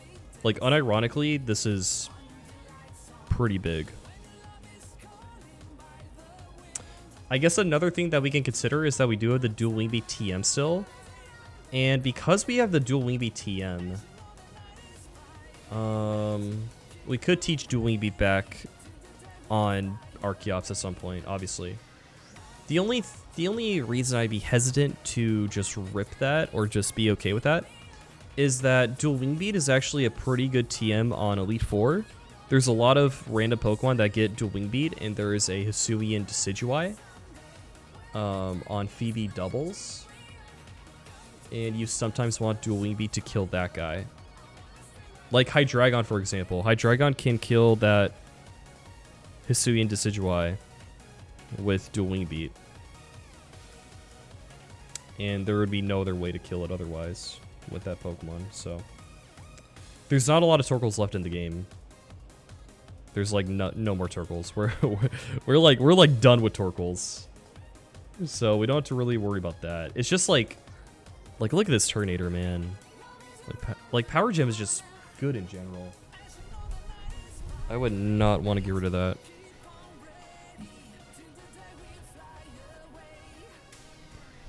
So yeah, I'm leaning towards Dueling Beat. I don't know though. Yeah. Did you use Archeop's post Magma Hideout? How many more Sash Pokemon there are? I mean, I could.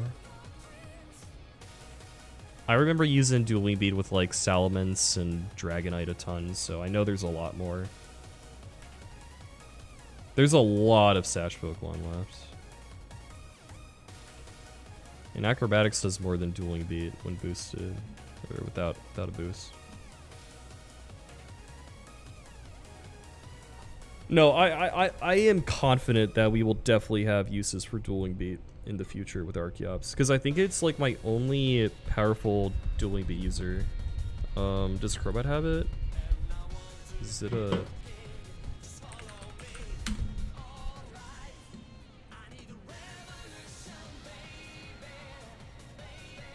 It's a scale.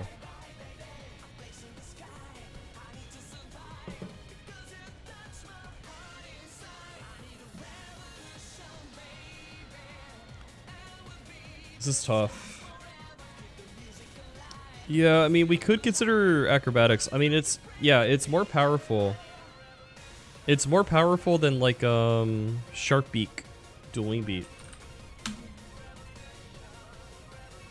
Acrobatics is more powerful than Shark Beak Dueling Beat by a sizable amount. But obviously Dueling Beat kills stuff through Sturdy and Sashes.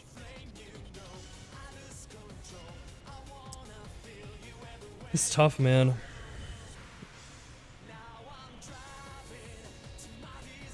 I think I definitely want to use her on this guy, though. And I have skills to use. Let's just, let's construct the line first. Okay. Am I guaranteed to bait in Toxapex? That is the question. I can get crit. I take return. I'll have Citrus Berry. I'll be like barely above half. I have fast kill on you. You don't kill me. And I outdamage you. And then you always outdamage me. So it is literally always Toxapex that comes in. So we bait in Toxapex. It goes for Liquidation, Venoshock, Recover, Toxic. We will get a little bit of chip with U-turn. Is Power Gem a TM, actually?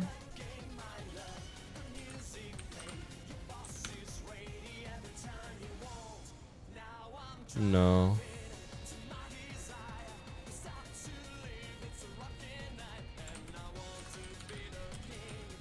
No, it's not.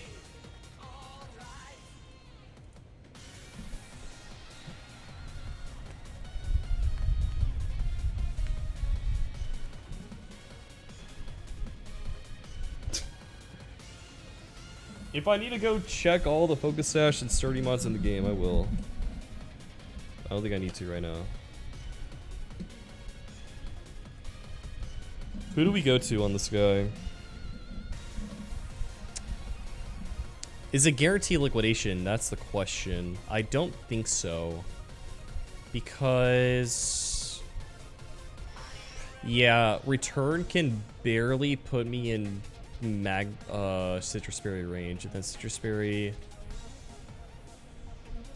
I'm barely outside of liquidation range. Maybe there's like some weird pre-damage we can do that guarantees... actually, no. There wouldn't be. No.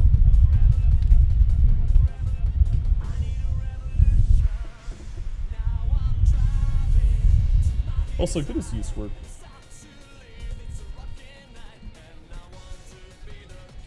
We still have to consistently bait in Crobat, by the way. How does Corviknight look against you?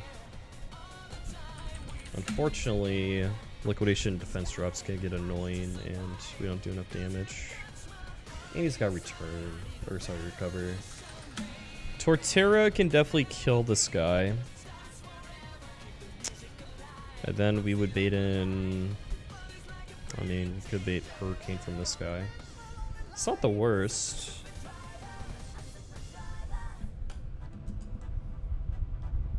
We We don't care about Merciless from this guy. Now I could get defense dropped, but I will never die. The question is, can we bait consistently?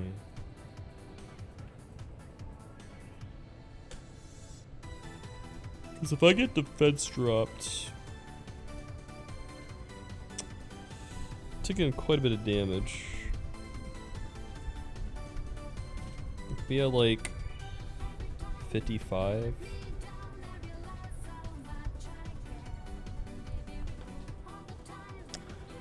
I could maybe intentionally take damage. How would I do that? Woodhammer into Earthquake, maybe? I'd have to calc the specifics on that. Potentially I can click Woodhammer into Earthquake because Woodhammer wouldn't kill with crit. And then I can kill with Earthquake after. The only thing is,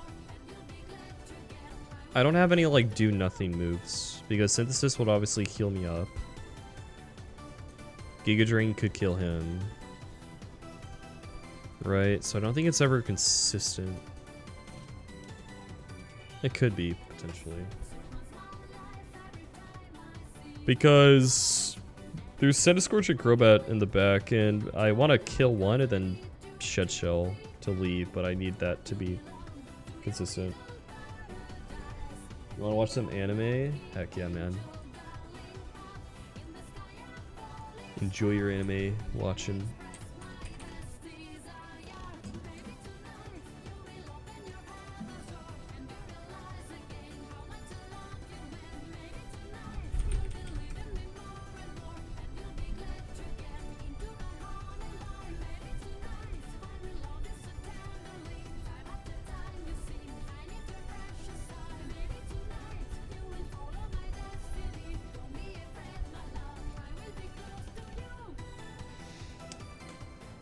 I can tell you you're lucking out. No, I'm just contemplating. Oh, I'm good.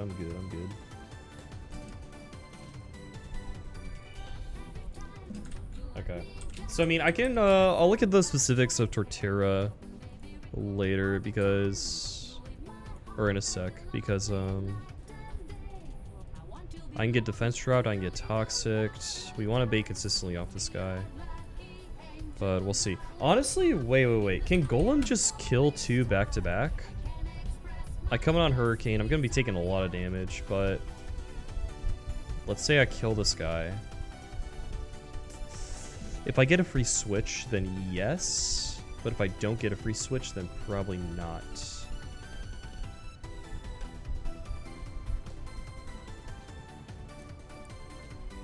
Golem can definitely beat one of these guys, though. It's kind of nice.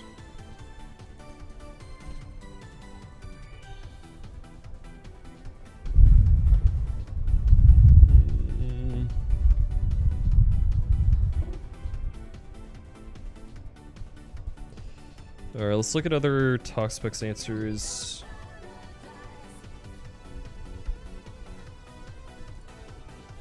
Freeze dry 2 shots from this guy. I mean, if I consistently been in Centiscorch, we can maybe work with that. I would go you. It is Black Sludge, so I have a 93% chance to 2 a KO with Freeze Dry. Where does that leave me? 40% from Hurricane. I could get rid of Rock Tomb so that he out damages me. I think the only question is, well, I can go. Would I go Citrus Berry? Is that better? Maybe. Because my thought is I can maybe be outside of Hurricane range. But the problem is this guy would click Coil. That might or might not be an issue. I don't know. But that can maybe work. I would have to use Shed Shell on Wall Rain in that case.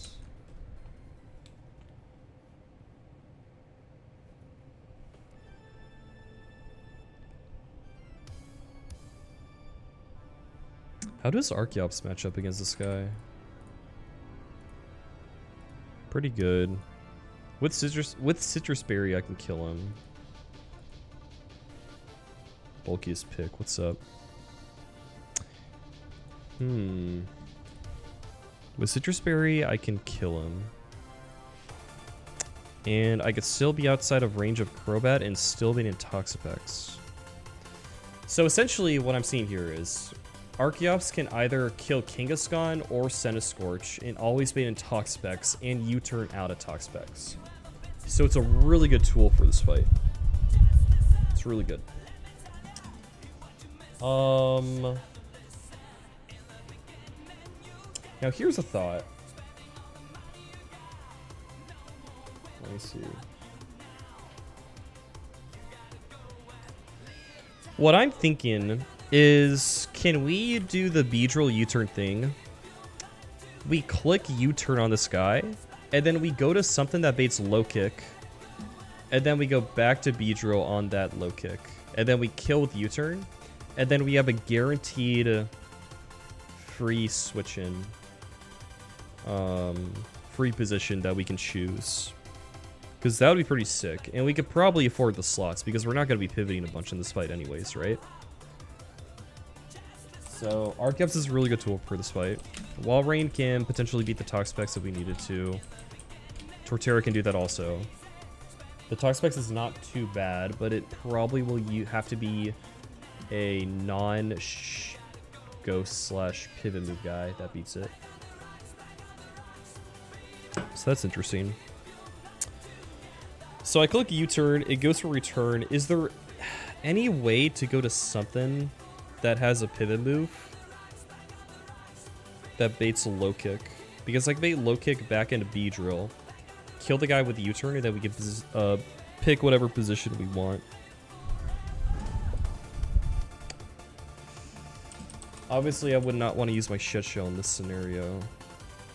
Obviously, I can go to like Archeops, but I mean, that's not really doing much. How much does Archeops U-turn do this guy, actually? Okay, not quite enough. What about Hydreigon? Hydreigon does outspeed. Now, obviously, the problem with Hydreigon is I bait overlap here. But what happens if I just go for the kill? I take return, I take a massive amount of damage. I would just bait in U, right? Yeah, I'll be in range of U, and then I would have to go shit shell. So, yeah. I could be in range of Sludge Bomb also, which is not good. So I don't think we can really go to U.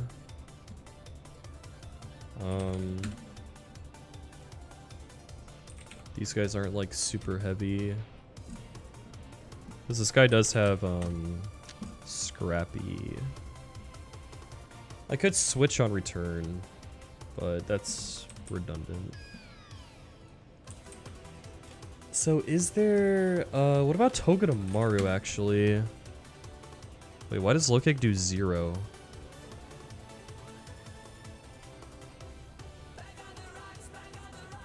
I guess I weigh like 0 pounds. Okay.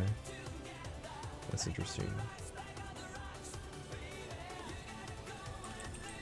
Let me put you in box 1. So you got U-turn.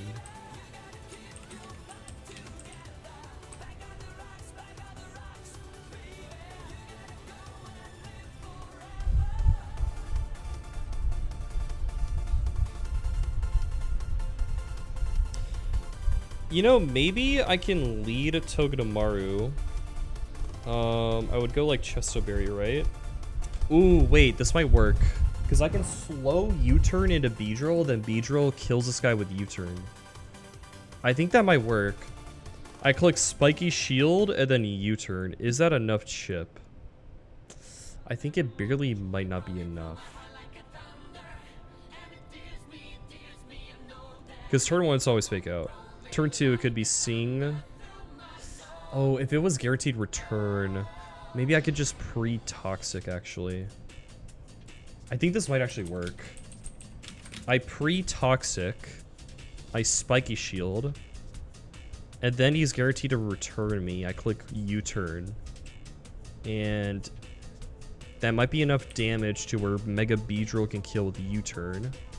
And then we kill that guy, then we get to pick what position we want. Sublight. Yeah, I heard. You learned though.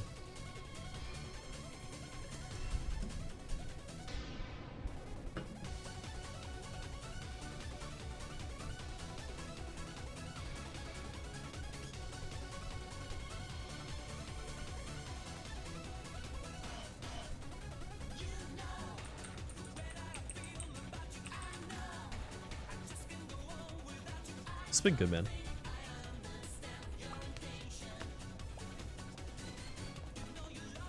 Just been doing my Pokemon stuff. Been doing a lot of competitive Pokemon also.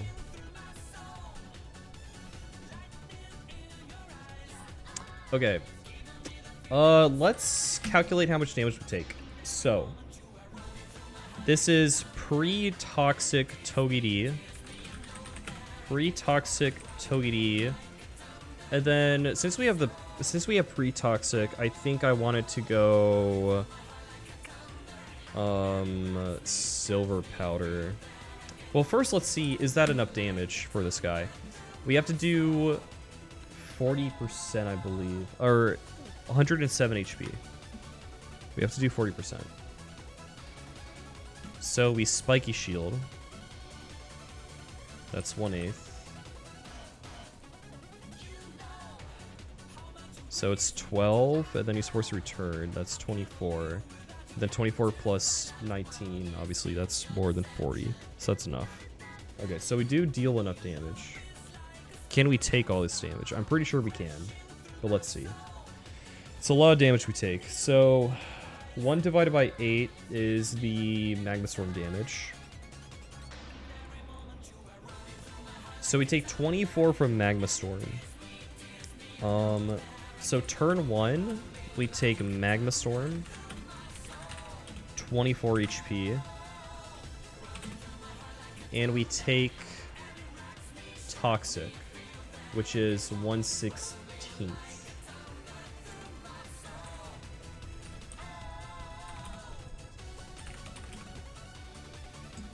So first turn of Toxic, yeah, because we're only taking 1 turn, right? 1 divided by 16 times 194. We take 12. 12 HP. Also, let me do this. Level up Togepi. 12 plus 24, 36. So we are down to... After turn 1, we are at 158 HP. And then crit return does 122. So we always live crit return. So we're good. We're always good. We never die. And we always do enough damage to where Beedrill kills with U-turn. And it's slow U-turn, which is very important. So we spiky shield. And then we slow U-turn.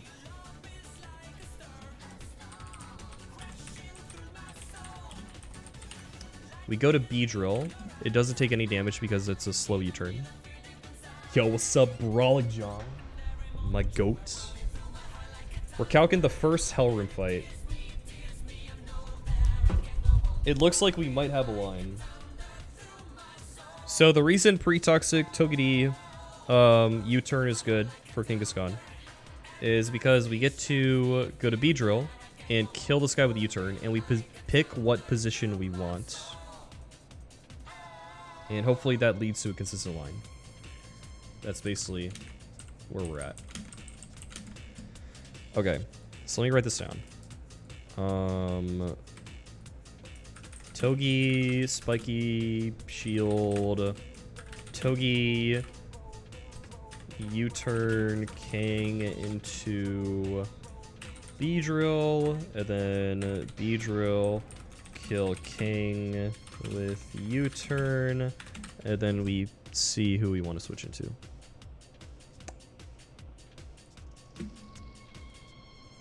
So yeah, okay. So who do we go into?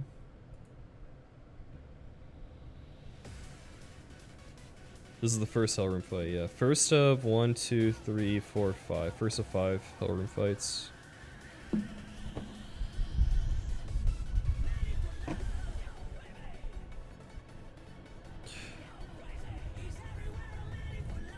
Oh, I need to do something unrelated to Run&Bun.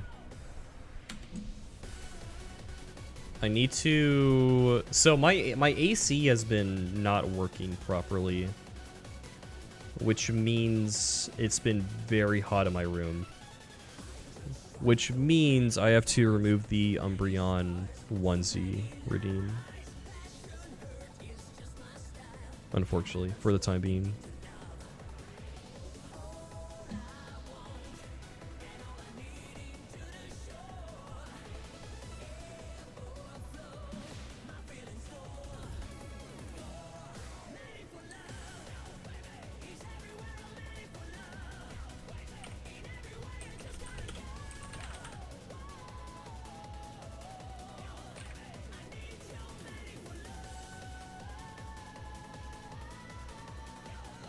Turns out I'm in Hellroom, yeah.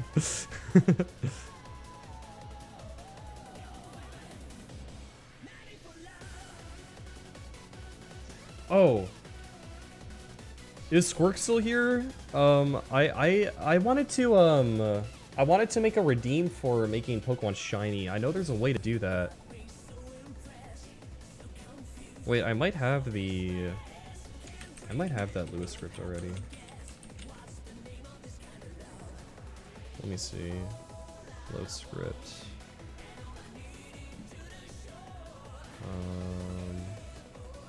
Load script.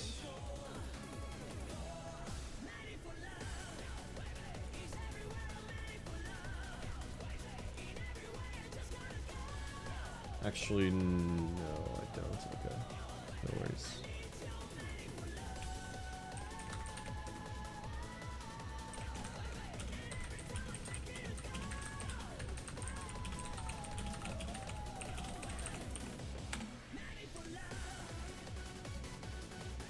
AC is just blasting. Yeah, it's a good feeling. I am very thankful for AC in America. Toggle shiny. Oh. Do I have that Lua script? Or is it that Lua script that I already have? Toggle shiny, true, false.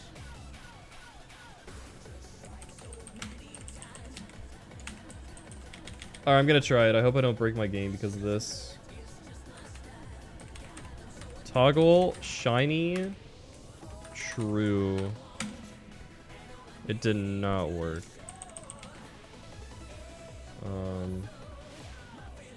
Oh. Well, not the Showdown Export Lure, right? Oh, wait. Toggle. Shiny. True. Did not work.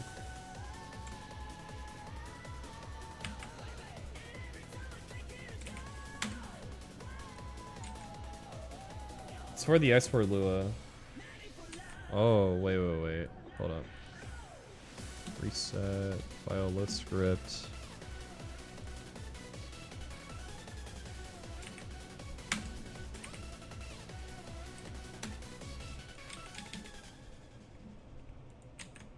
Gotta make my Sharpedo shiny, man.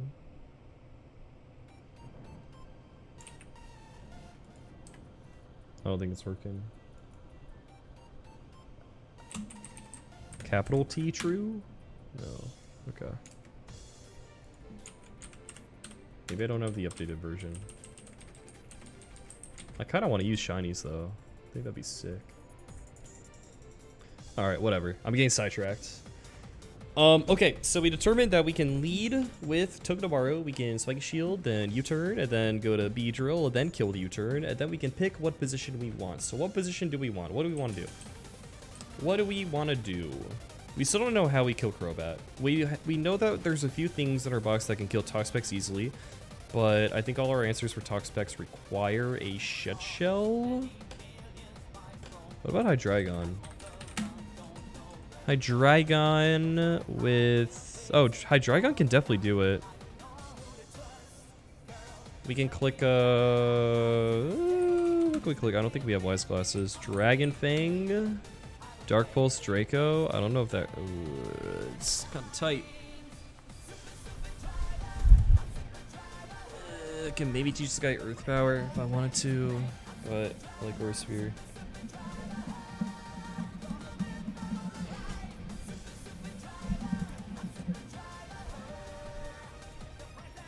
Yeah, Floatzel is so good. It's so good. It gets Fake Out, it gets Flip Turn. It's really freaking good.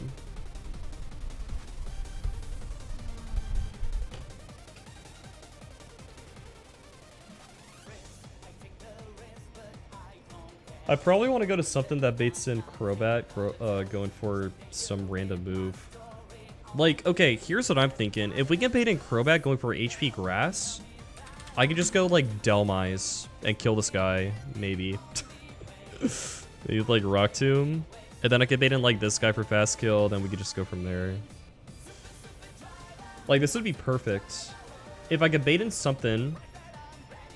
Ooh, yeah, this would be perfect. So the line would be, we do the Togepi plus Beedrill U-turn thing, right? We go to something that baits HP Grass from Crobat. We go Delmise, kill Crobat, bait in Centiskorch, and then we go Archeops. Archeops kill Centiskorch, baits in Toxapex, and then we just U-turn that into our Toxapex counter. And it's GG. Deathless. The only question is, can you beat Crobat? Surely, we only take 10 from HP Grass. Like, yeah, we should be able to beat this guy. What coverage do we get? Because I don't like clicking Phantom Force into this guy. We don't really get anything else. Yeah, we get nothing. The best I got is Zoom Lens Hydro Pump, which is not enough. Okay. Dude, if we actually don't beat this guy clicking HP Grass, I'd be pretty pissed. Ban it. How much do you take? Not a lot. I mean, the real question is, do we have anything that baits HP Grass? Can we do that reliably? Kingler dies to Hurricane. So we gotta resist flying and be weak to grass. Golem probably does that. Yeah, Golem with specific pre-damage can definitely do it. Seismitoad? Seismitoad can definitely do it. There's a lot of things that can just come in and bait HP Grass. So problem with that. We would definitely need Shed Shell on that guy, but that's okay.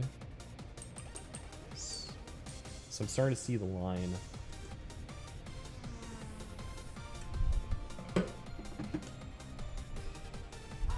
I think this will just work. We just go like Seismitoad or whatever to bait HP Grass. Right. We go U after U-turn kills Kangaskhan. You're obviously never dead to U. We bait HP Grass. Now we have to kind of use math here and see if we're okay with this dude. Oh, wait. Okay. I can Rapid Spin. Rapid Spin will stop Magma Storm from hitting me. And then Rapid Spin into 2 Phantom Forces kills. That's actually kind of heat. That is actually kind of heat. Right? Because I'm pretty sure Rapid Spin stops the damage from Magma Storm.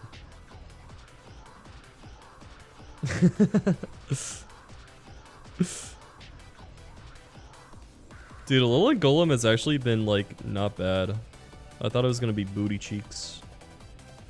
I mean, it's still not great, but it has some surprisingly good uses. Like on Winona, for example. If I didn't have that guy for Winona, it would have been a lot scarier. If this move is successful and the user is not faded, the effects of Leech Seed and Binding moves end for the user and all hazards are removed from the user's side of the field. I'm pretty sure this will get rid of Magma Storm damage.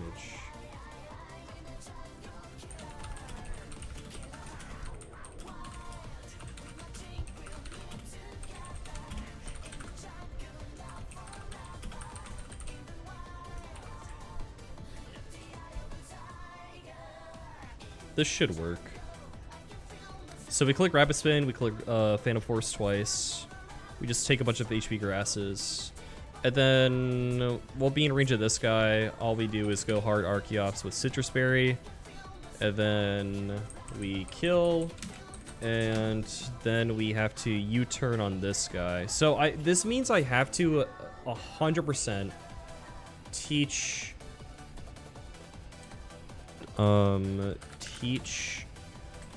scale Archeops U-turn, which is fine.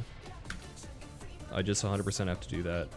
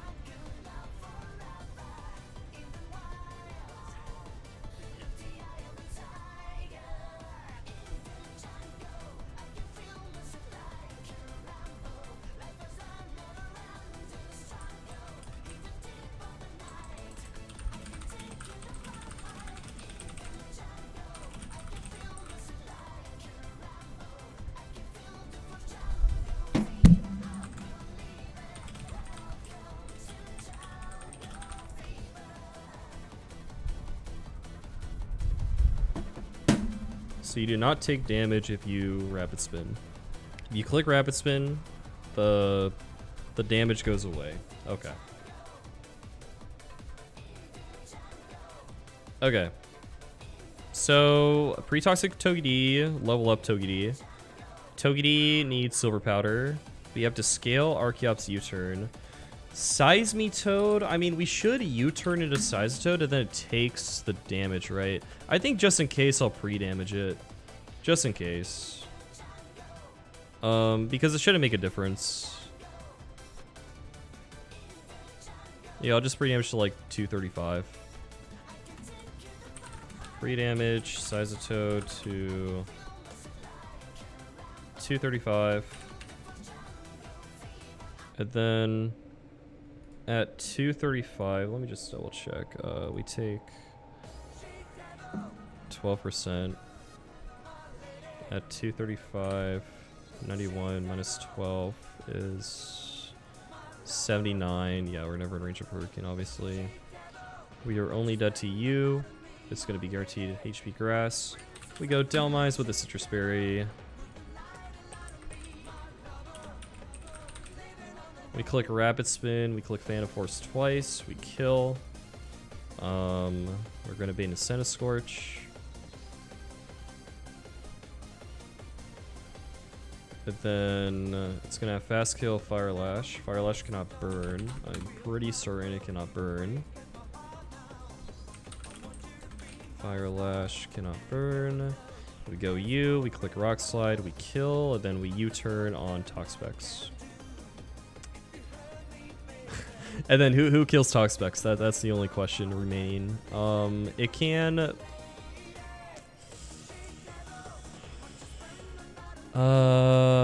debate on how much damage I take and Citrus Berry healing. It can potentially be liquidation, or sorry, toxic, I mean.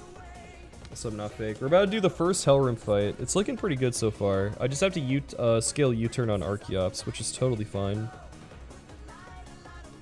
We have a good amount of scales to burn.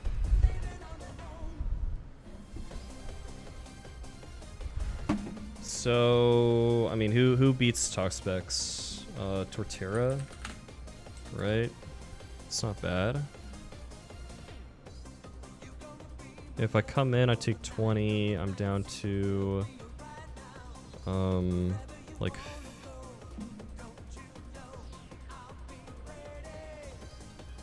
down to like 68 after Magma Storm. If I get dropped, can I live one more? I should be able to.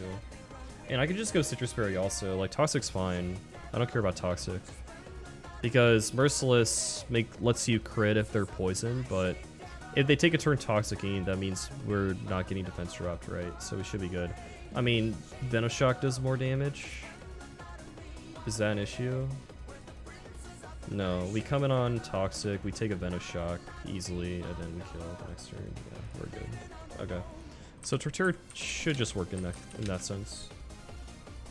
I think we're good. I think this 100% works. I think the cook is solid.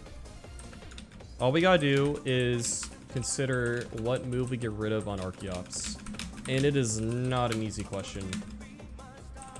It is really not an easy question. Rock Slide, Power Gem, Acro, and Dueling Beat. All these moves are valuable in their own right. Yo, Shiru, what's up, dog? That PB command is not correct. This is my PB for NG+. Wipe to cheer. That's not even right for the challenge that command was for. That command is wrong in so many ways.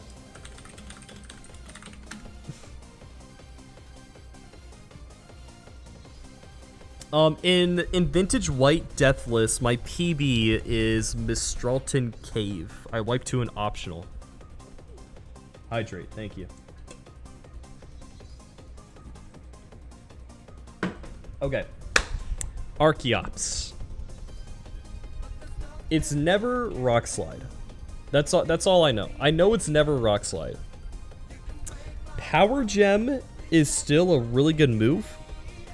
Even in the near future, on the next fight, I can kill Turtonator on Grunt 14. Like, Rock Slide doesn't cut it, but Power Gem would. Like, I can go Heartstone on this guy, I can kill this dude, I can come in on Overheat or Scorching Sands.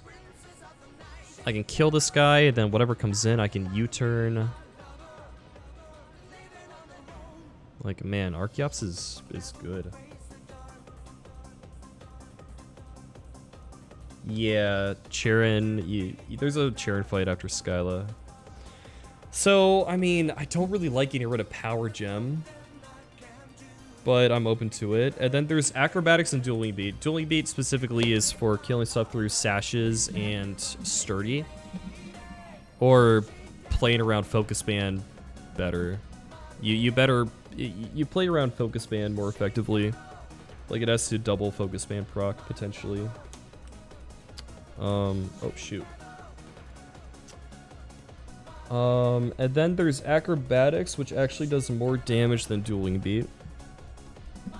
No, Dueling Beat is 100% accurate in this game. I'm leaning towards Dueling Beat, but this is like my only Dueling Beat user, and Dueling Beat is just really good, man. Ugh.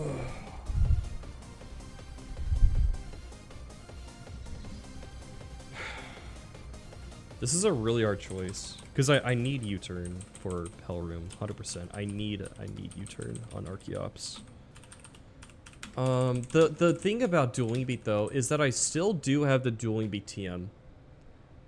That is why I might lean towards Dueling Beat. I believe we have that right now, also. But I think there's a very realistic chance that we want to teach Dueling Beat to something else in our box at some point. So it's not an easy choice. Here's something else we got to consider. Also, I think I'm also most likely teaching Archeops Rock Blast. And here's why. Blacephalon. Magma Hideout Tabitha. Now this would take a speed scale, but if we scaled speed and we go Rock Blast, 2-hit Rock Blast just kills this guy. I guess in a similar vein, Sharp Beak. Ooh, Sharp Beak Dueling Beat also kills. That's actually really interesting. Oh, wow.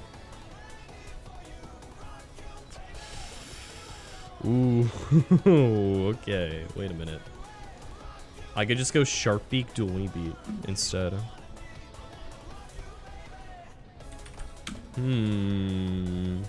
Might want to get rid of Acrobatics now, I'm not gonna lie. Who would that bait? I would kill this guy with Sharp Beak Dueling Beat.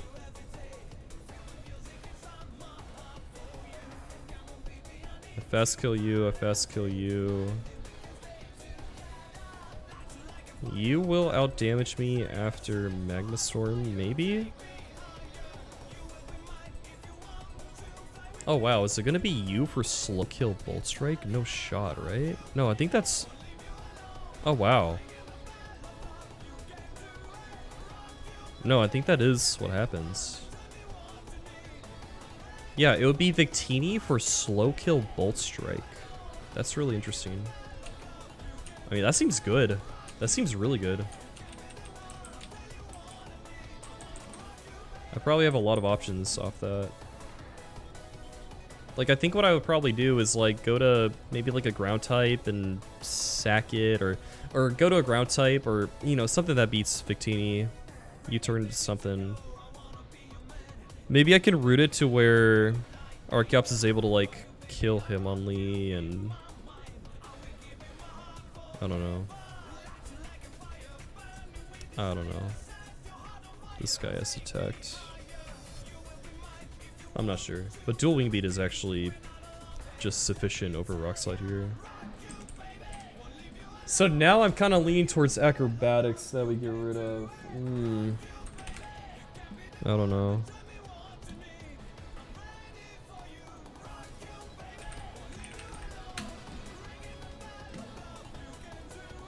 One thing about Acrobatics is that I still have the Flying Gem, so I can do Flying Gem, Acrobatics, and nuke something at some point.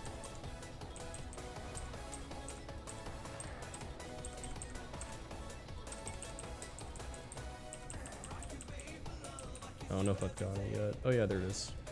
We do the Flying Gem. And yeah, Acrobatics, Acrobatics is my single strongest flying type move in the entire box. Yeah, one-shot shell. So, I mean, the short answer is that there's no one move that's good to get rid of right now. I think it has to be Acrobatics or Dueling Beat probably, though. Now, here's the thing. Let me think.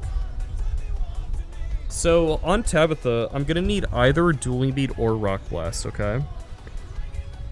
So, if I get rid of Dueling Beat right now, and I have U-turn, and my set is Rock Slide, Power Gem, Acrobatics, U-turn, I'm gonna have to relearn Dueling Beat or Rock Blast anyways, and then I'm gonna be getting rid of Acrobatics anyways. Right? Opposed to if my set is Rock Slide, Power Gem, U-turn, Dueling Beat, then I still just got Dueling Beat for that Blacephalon. Now I could consider Power Gem instead, and my set would be Rock Slide, Acro, U-turn, Dueling Beat. But I think I still want Power Gem. It's genuinely very useful. Like, literally on this next grunt. Literally on this next grunt, I might want to use Power Gem.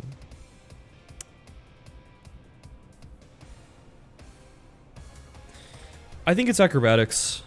I think it's Acrobatics. There's also the sense of, like, a lot of the time we do want to use a held item on Archeops. Like, literally in this fight, I need to have Citrus Berry. So, I think it's Acrobatics that we get rid of. I don't know. Is there any opposition to that? I think it's acrobatics that we get rid of. I think that's the most logical choice.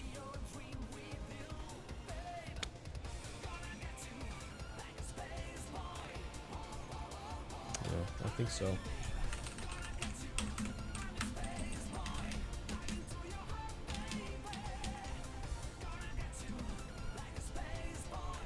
All right, here we go.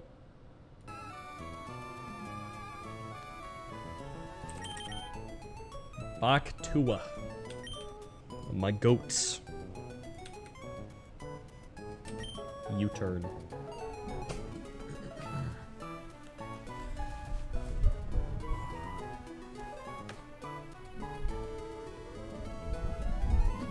Yeah, it's almost as strong as Acro, but it's a bit weaker, but it is what it is. Sacrifices must be made.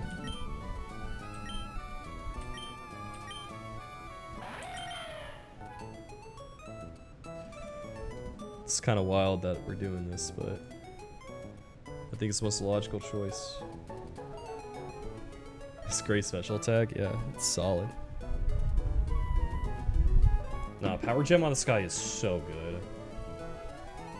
Power Gem, it kills, there's a lot of Pokemon that are weak to rock that have low SPDF.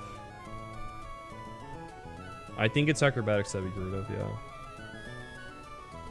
Like, literally on this next fight, Turniator, Rock Slide doesn't kill, but Power Gem does. That's just one example. Every Torkoal in the game, or every Torkoal that I've used this guy for in the game, I've used Power Gem for. Can we get Acrobat? Only with scale. Only with a scale. Do we be a TM? Yes, but for Blacephalon on Tabitha, I need either Rock Blast or Dueling Beat. Either one is fine, but I do need one of them.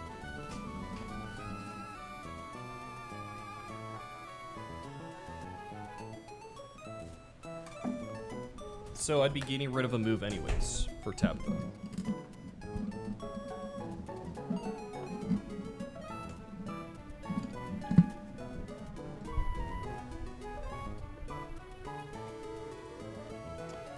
So yeah, I made up my mind. Goodbye, acrobatics.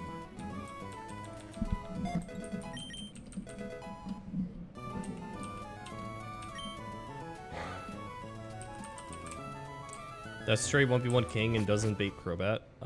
Yeah. There's definitely a few things. We got a good line though.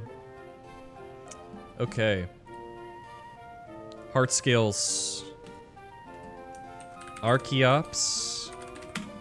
U-turn. There we go.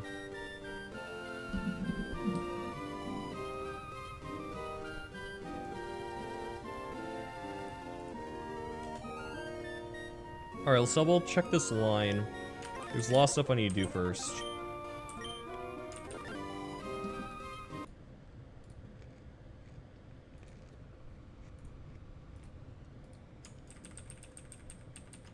$79 on Togedemae.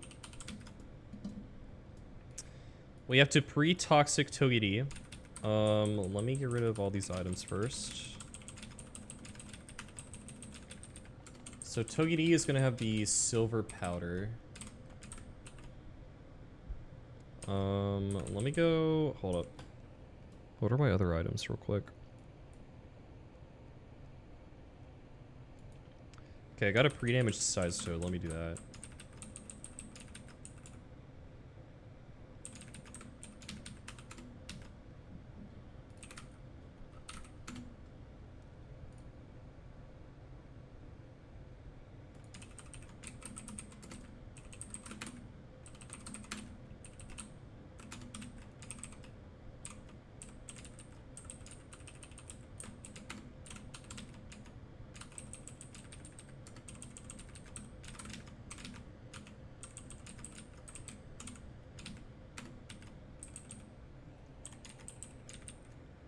You are Shed Shell. Shed Shell on you. Citrus Berry on you. Yeah, Wild Salazzle. Also, let me change this in the calc.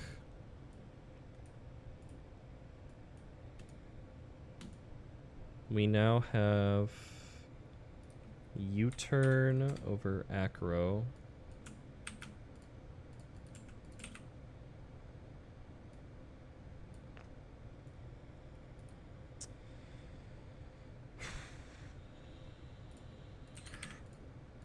Archeops has the citrus berry, and you have the citrus berry. We don't care about toxic on you. Okay. Joby, what's up, dog? I'm doing good, I'm doing good. Doing some more Run&Bun. I got some March Madness on the side. Watching that. Munch, thanks for the raid, man. How you doing? What were you playing? How you doing, Joby? I miss you already. I'm doing good today. I went on a jog with my puppy and did a little bit of work. And then now I'm here. I have Duke going all the way. My bracket is very busted outside of that.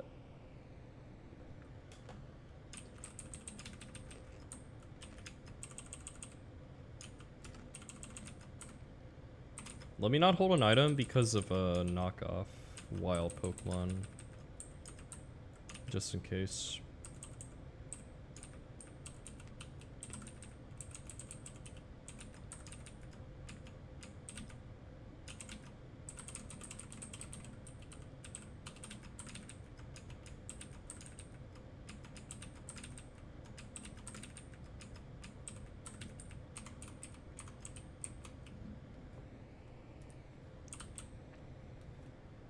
Like to trainer in desert, the one with the pole. Oh, that fight. Dang, sorry to hear that. Oh, I got a pre-damage size to it again. I gotta remind myself to do that. Yeah, that fight sucks, man.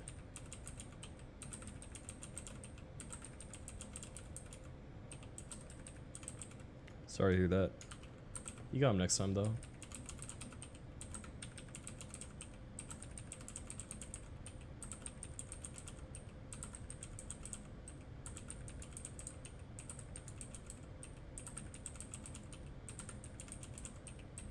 My Salazzle. You can, but you can't poison a steel type. So this is the only way I can pre-toxic a steel type.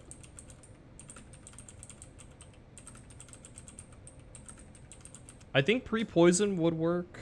Pre-burn definitely doesn't. But just gonna toxic for good measure.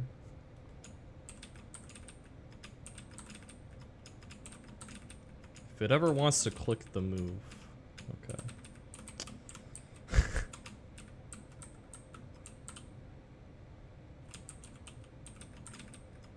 There we go. Okay. Cool.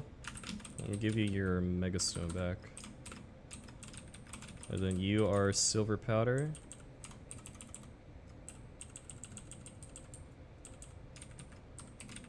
We got Silver Powder, we got Mega Stone, we got Shed Shell. Gotta go pre-damage you again.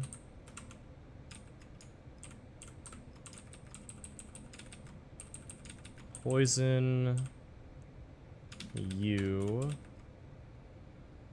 235.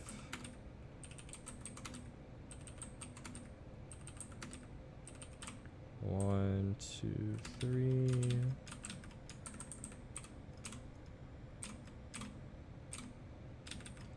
Heal you up. And then I just gotta remember to heal you before we go in the fight. And then you are Mega Stone. You are Shed Shell.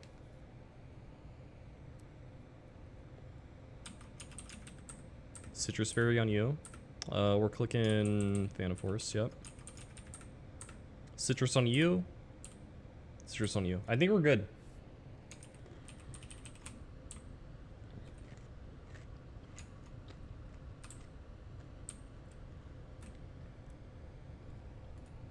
I think we're good to start Hell Room.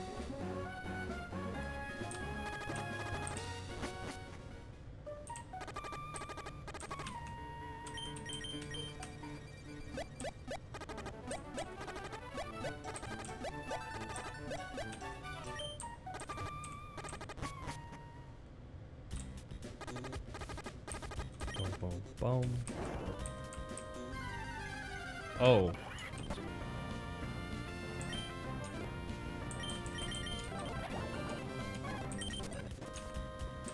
Good thing I got my encounter already.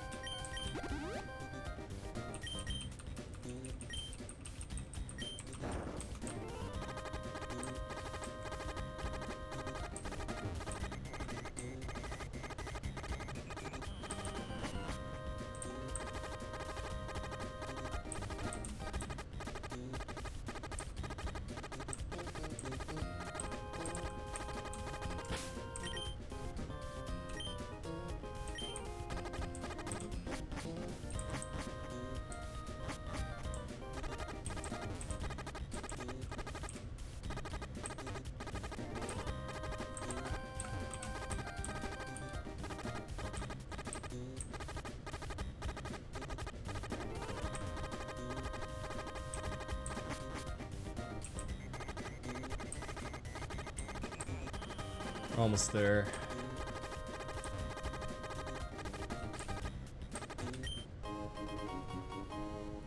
Just what I needed. Holy. Okay. This should be it. Perfect. Okay. Here we are.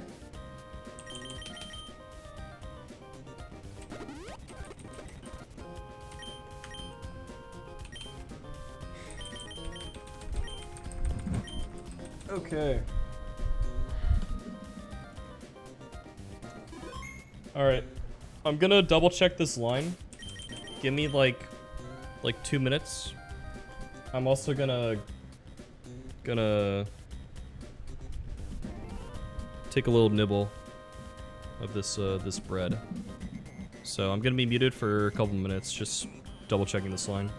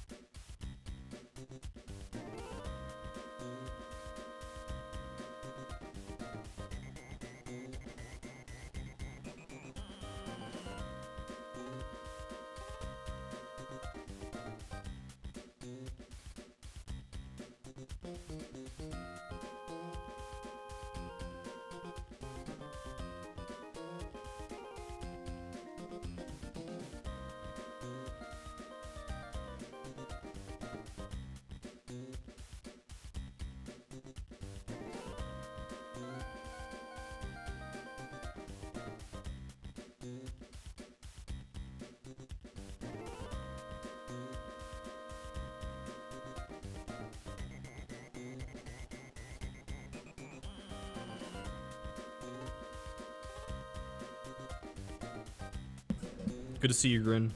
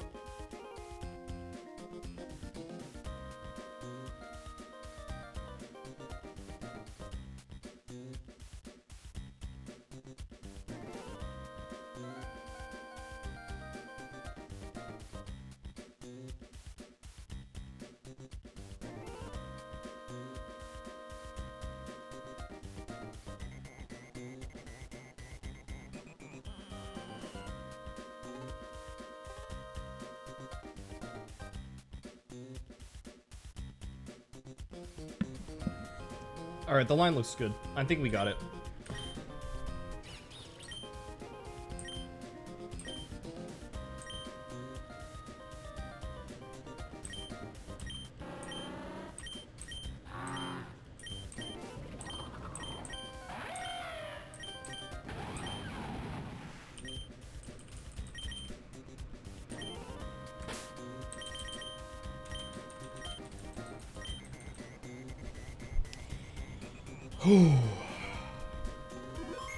Welcome to hell. Let's go. Before that, I'm gonna take a quick trip to the restroom. I'll be back in literally just 1 minute. 1 sec.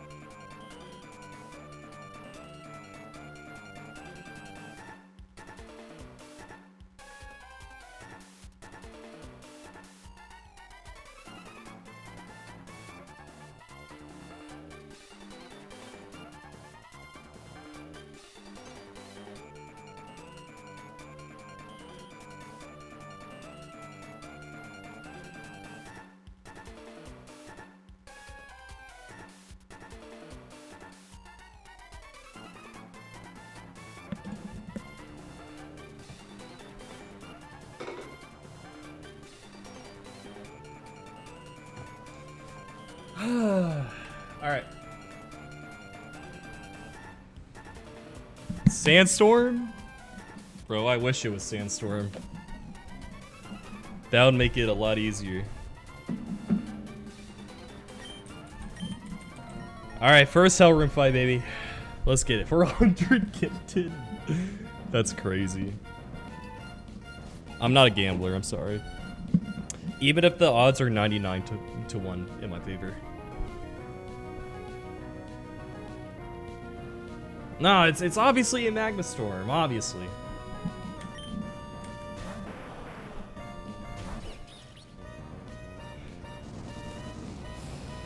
Alright, here we go. Hell Room. First Hell Room fight. Wait, why is my Togedemae put? No, I'm kidding. Okay, here we go.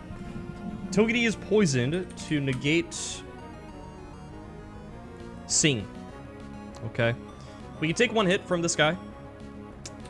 So essentially, I never die to first turn of poison plus Magma Storm plus return crit. I never die to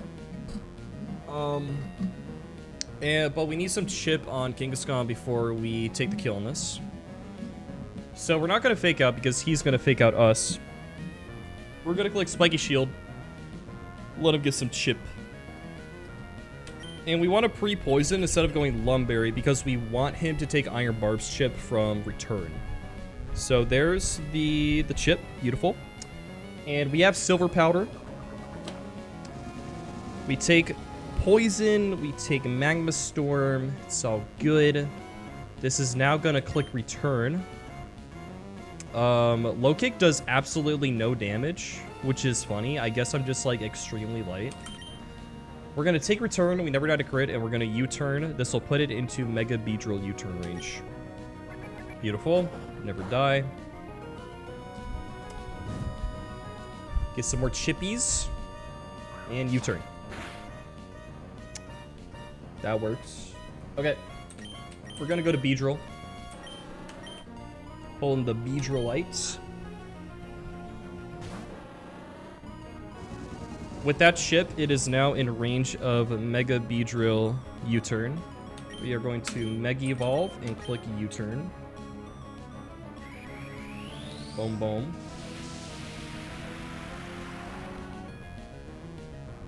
This is absolutely perfect because we get the consistent line and baiting that we want. We go Seismitoad. Seismitoad baits in Crobat. And with our pre-damage, it baits in Crobat. We take Magma Storm. That is all good. We are at 203. The only move that this Crobat can't click is Hidden Power Grass. I had a lot of Pokemon that baited HP Grass. I just did Seismitoad because why not? Okay. It's going to be Choice Specs into Hidden Power Grass, which is fantastic because that will allow us to kill this guy with a Ghost type. And Ghost types can't escape Magma Storm. So we bait Choice Specs, Hidden Power Grass into Dhelmise. And we're going to do a cool little tech that I haven't used before in Magma Storm.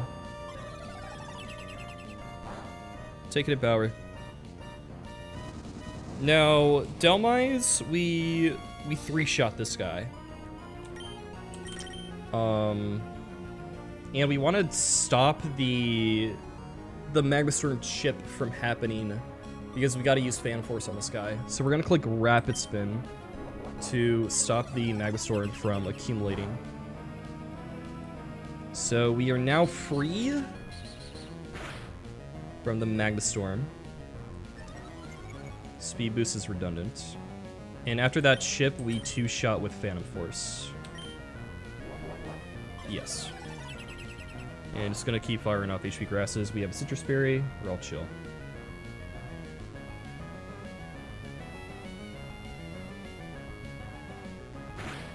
I have 2 Ghost types in the box. I have this Modest Dhelmise and a Timid Banette. So my Ghost type situation isn't great, but a Ghost type does work in this specific circumstance, which is fantastic. All right. We're gonna kill this guy with Phantom Force. We are always in range of Fire Lash from Centiskorch. With Fast Kill. In my winning run, I had Dragapult, I had Jellicent, I had Basculegion.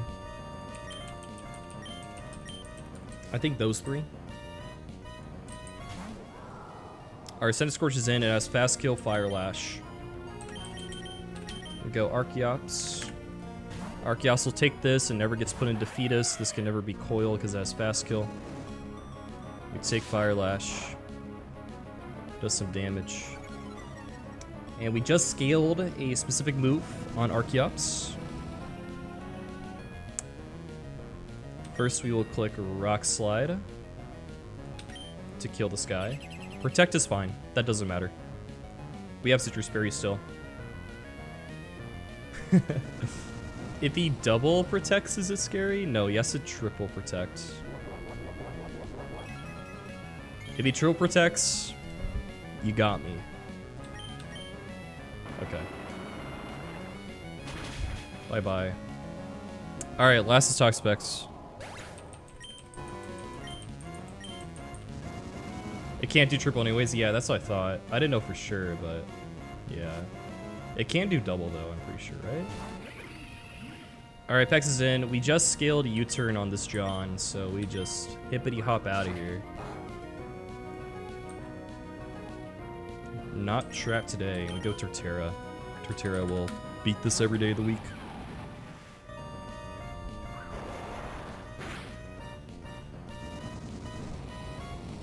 Defense drop wouldn't matter. We never die. And we always two-shot. EQ. Shout out Turtle, man. This guy might not be Infernape, but it does some stuff. Even though I had like 3 other things in my box that dealt with this Toxapex already. It's doing something. You know what? From now on, I should intentionally not use Torterra. Because if I ever want to fill out a frag sheet, it will help my argument of Turtle being trash. If I don't give frags to Turtle.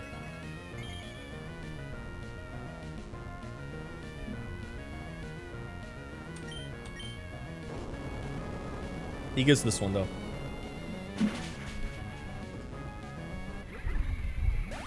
That is first Hell Room fight done.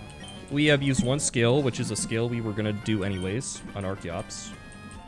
And no deaths on Grunt 13. So, good start. Very good start. We will definitely have blood at some point, though. That's for damn sure. We are deathless so far, though. In Magma Hideout.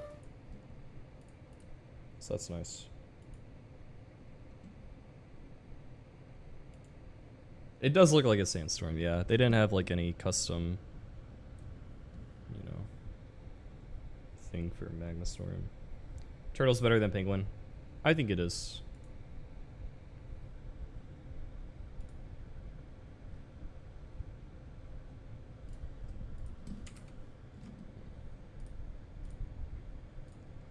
I can't really say definitively though because I haven't used Penguin before.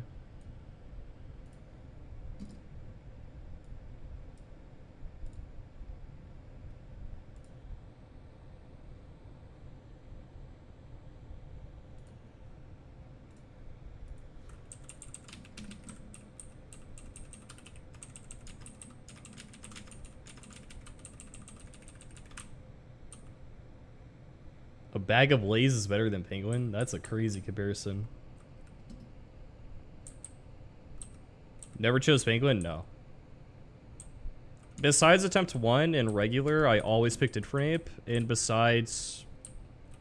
No, and then all the NG plus attempts I picked. Turtle. I never chose Penguin.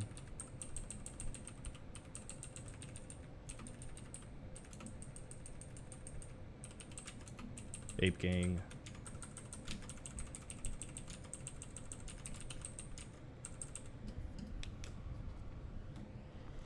So now we are on Grunt 14. This one's going to be much harder. Much harder. Again, we only have 1 shut shell, so I think it's like guaranteed something dies on this fight. We just don't have enough resources to go deathless, I'm pretty sure. We'll see. I mean... We'll see if it's possible. Also, the prediction. Holy. Believers Eden, man. Sheesh. I think Grunt 14 is like guaranteed to have a death, though.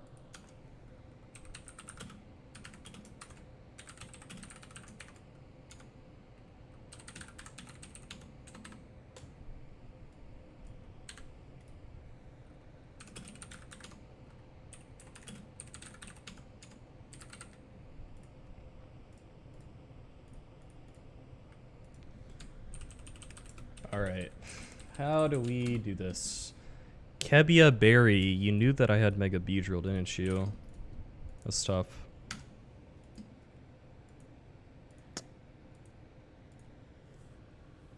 I could maybe do a similar thing with Togedemaru, actually. Why does that do so much? I mean, I could fake out, I could U-turn. I mean, yeah, I could do that, but... Let's see what else we got. We have Gardevoir. Gardevoir does one-shot this guy. It would fake me out. We trace Prankster, which is kind of funny. We could go Prankster Hypnosis. Alright, let's see who comes out. I mean, we take Fake Out, we take Magma Storm. It's going to do a lot of damage. Does anything outspeed us? You do. You're not going to out-damage, though, I think. I don't think you ever out-damage me. You'll have slow kill. You might be able to have slow kill.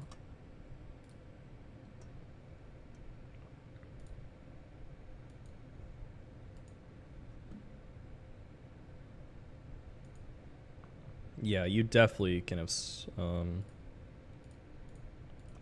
slow kill. I can maybe pre-damage. Oh, it would oh, wait. No, it's not gonna scary face me. It's always gonna fake out first turn, and then Magma Storm puts me in play rough range, and then it always goes for the slow kill. So it's always not gonna scary face.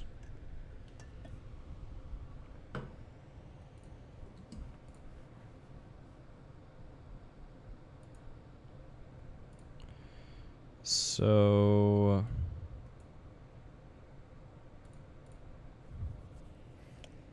I could probably damage myself to where I always made in you. Going for overheat is my thought. Oh, you're a jetpack though. That's really annoying actually. But if you switch it to a fairy type on Draco, it doesn't eject out, I'm pretty sure, right? So that's interesting. And Azu can probably beat this? Question mark? I'm not sure. Dude, this fight's gonna suck.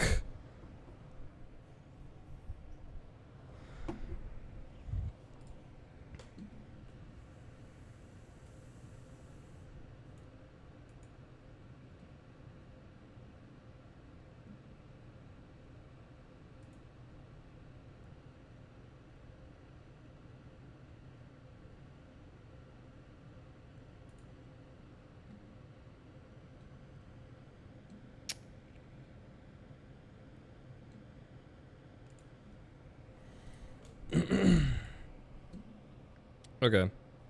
So, I mean, let's just gather all the things that kill the lead Grimstar. That's what we did last time, and it worked out pretty well. We got Gardevoir, you can kill. We got Beedrill, you can U-turn. Would it fake me out, actually? I don't think it would, right? It would go for fast kill? Oh, I'm not... I'm already faster. Okay. So, yeah, it would go for fake out. Okay. I can go Beedrill and U-turn. What else can I do? Who kills this?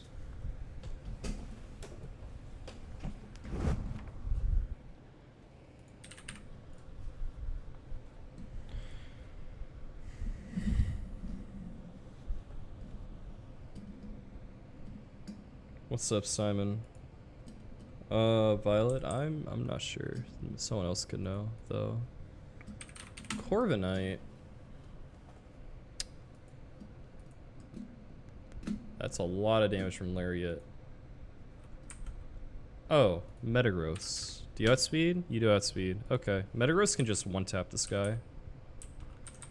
What happens? I one-tap this guy with Meteor Mash. What happens? I could get attack boost. I take fake out, I take whatever. You're obviously gonna have slow kill.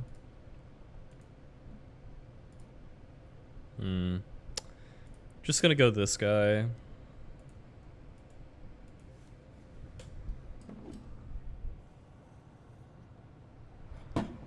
And also keep in mind, I probably want to protect guy positioned in for the Licky Licky. Or a ghost type, obviously.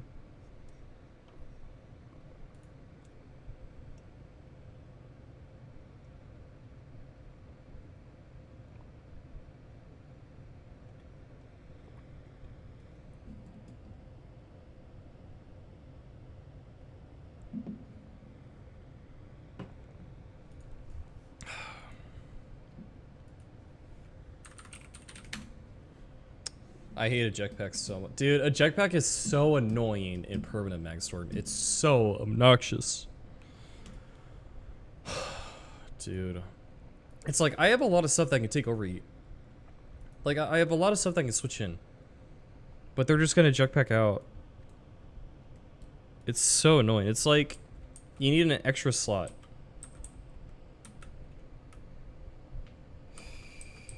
Oh, dude. Like, that Terminator is something you really gotta control.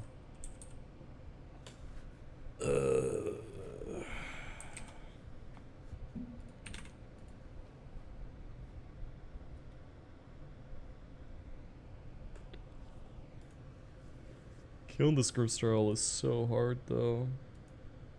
Can Beedrill take a play rough? No.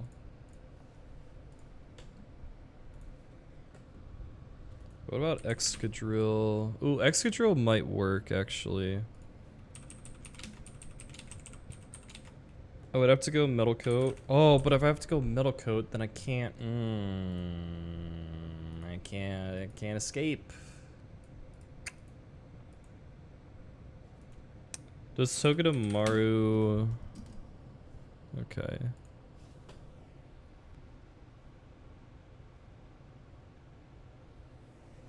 What other U-turn guys do I have? Archeops.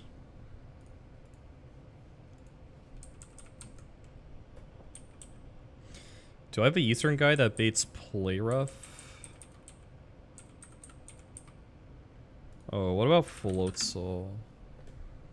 I can fake out, flip turn, I bait random move. Golem Alola. Bannet. I think Bannet's got it. Bro, this thing is so bad. Oh my goodness.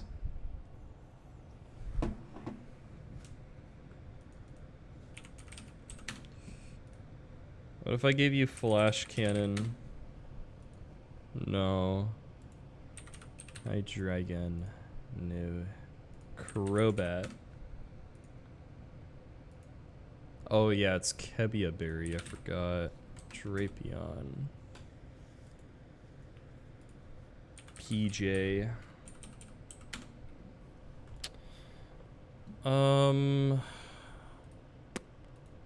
I guess this would two-shot, right? Because it gets rid of the Kebia Berry. And then I take Fake Out. I take Play Rough. No, he could attack drop me. That's the problem. Oh, so that doesn't work.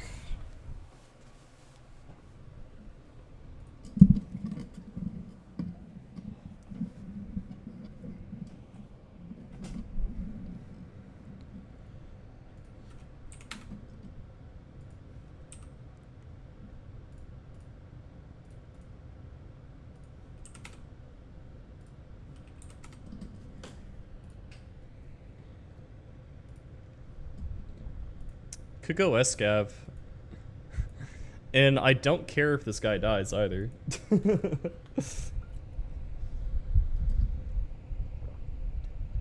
Or don't care as much. Prismatic Sun.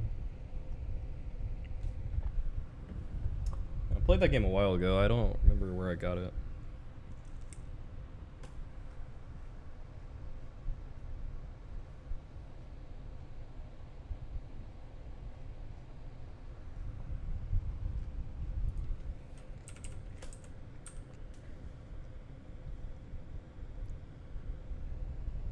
I'm not gonna lie, guys.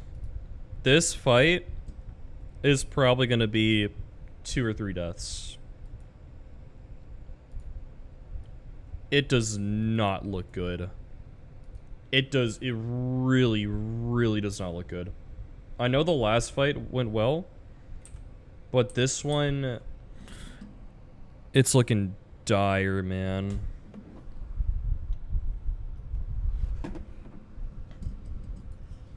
Like, all the leads that I've looked at so far, like, require a sacrifice on the next exchange.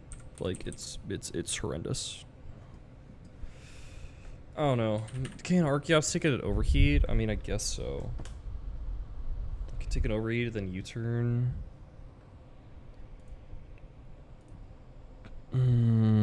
So what would the, I mean, it would be like Metagross, Shed Shell into Archeops. Where's Archeops?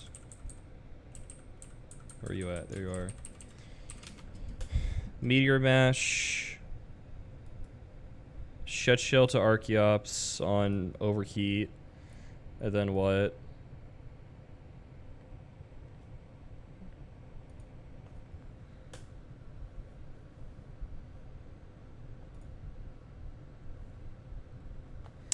Would it go to Licky Licky?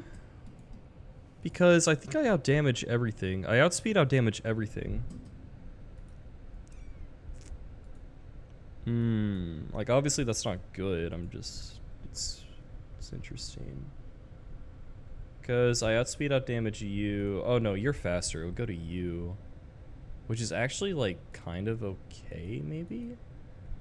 Well, the problem is if I get Overheat, well, I need Citrus Berry.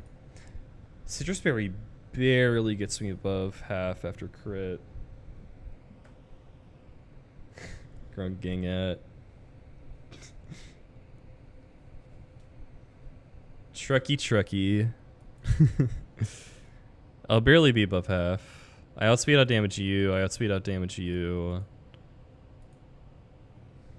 If I don't have a Lumberry, I mean, I just get put a range of you. So I can't go Lumberry, which means it's sub Air Slash Spore or Leech Seed. It could do any of those. That makes it extremely inconsistent. If I did end up killing you though, like maybe I can go Citrus Berry pre-toxic?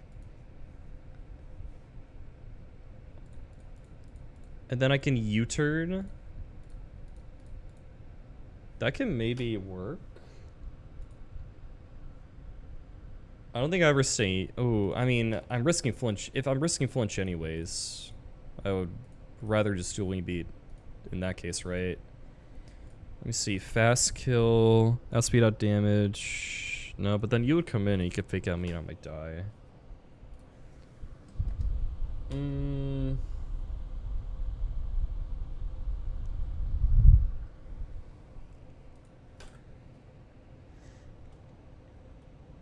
Sup, Brick?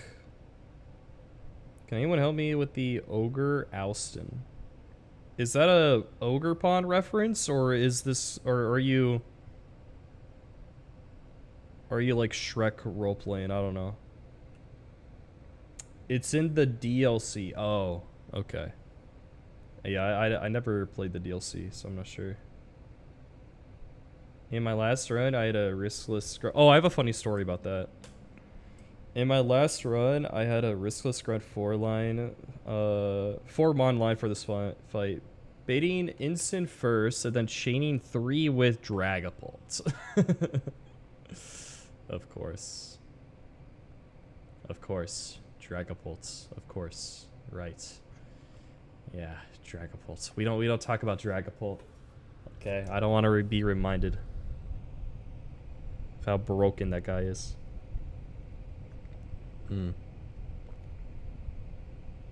Oh yeah, the DLC. So funny story about the DLC. I was gonna go to a VGC local, right? If you know Pulse Effects, he's a speedrunner. He also does YouTube. He's a good buddy of mine. Lives near me in Dallas. We're in the car driving to this VGC local, and he's like getting my team together, right? I'm running this Cali Ice team. And he's like, okay, what moves do you want on Cali Ice? I'm like, I want Trick Room, I want Protect, I want High Horsepower, and I want Glacial Lance. And he's like, okay, let me get those moves for you real quick. And then he's like, why can't I access the DLC area on your cartridge? And I'm like, yeah, I never got the DLC. And then he's like, you do realize you need the DLC to have High Horsepower on your Cali Ice, right? And I'm like, oh, that's not good. So I ended up running Stomping Tantrum Cali Ice. I just balled with Stomp and Tantrum.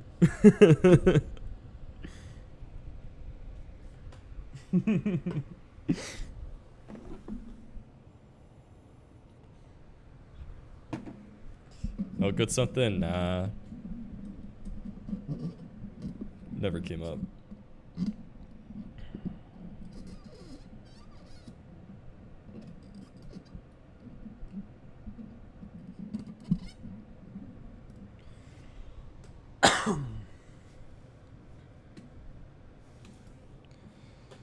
Bro, this fight's gonna be so demon. Oh my god. If you did kill theoretically, I would need, okay, so if I went muscle band drill, I would kill you with Ironhead, then I would show fast kill to you. And then I show fast kill to you. And then it would go to you. Then I would die. Or I would kill him and then die to... I would bait and lickety licky after that. And then I would die.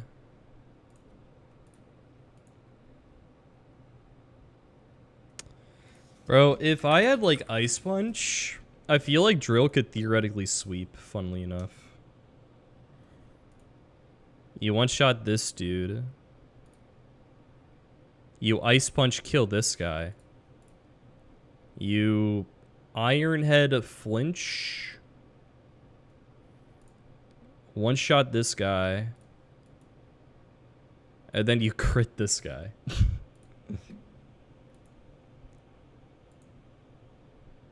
Okay.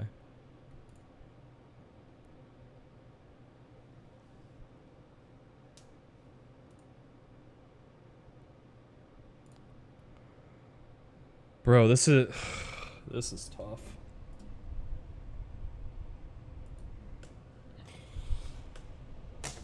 The thing is, I have very few Pokemon that can actually lead against this Grimmsnarl. That's what makes this hard. Let me see. Is there any pivot move guy that can let me get in Beedrill? Beedrill can... I can only get in Beedrill if it's a slow U-turn. Which honestly, maybe I can do. I was gonna say like Iron Ball, Togepi. Everything just takes too much. If I had Crobat, I could go like Iron Ball, Crobat. Wait, I would still outspeed. No, I wouldn't. Okay. I could go Iron Ball, Crobat, U-turn into Beedrill, kill him, and then I U-turn on the next guy.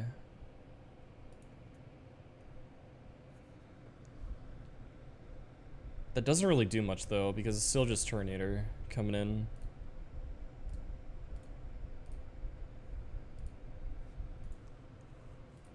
And we're beta ran a move off that, which sucks.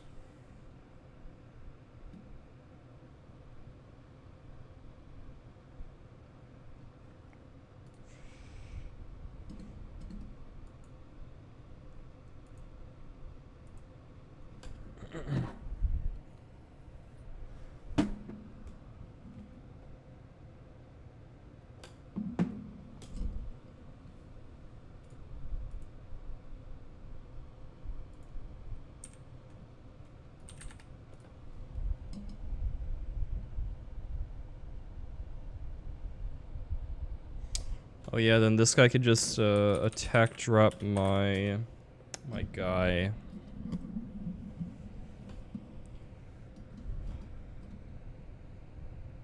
Pokemon pay to win and Pokemon free to play. Which one are you getting day one?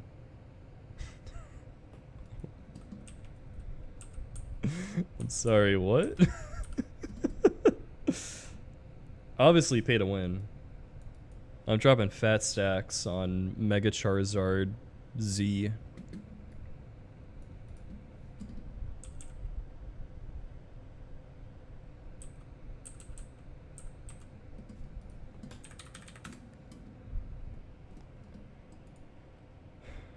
I'm getting nowhere, man. This sucks.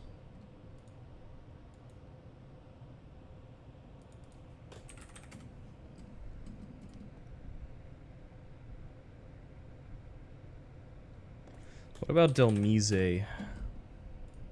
Okay, I get O-code. This does a lot of damage. If I wasn't modest, this would kill. But I'm too slow.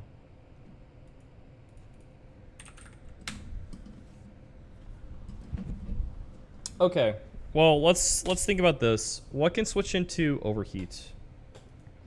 I mean, I was looking at Archeops switching into overheat.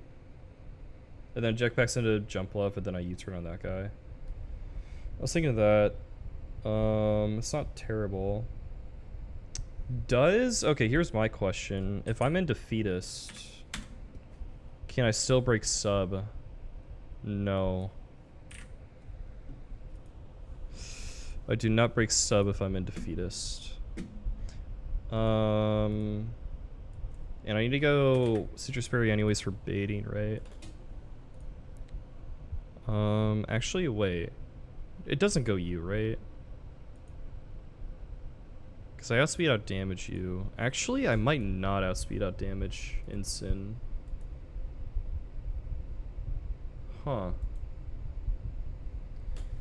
You know, maybe I can pre-burn. Or... I don't know how the exact damage could work out, but maybe I can bait an instant first, actually. Or I bait an instant after the eject pack. And then I can maybe U-turn on that dude. That could maybe work. Oh, I could also hold an item. I can go like, I don't know, like Shark Beak. And then this does 74. That's always going to be slow kill. And then you never see kill either. So I can actually, okay. I can actually bait an instant before jump off. And then I take a fake out, and then I U-turn. And then where would I go? Let me see. So, would I go Citrus Berry or no?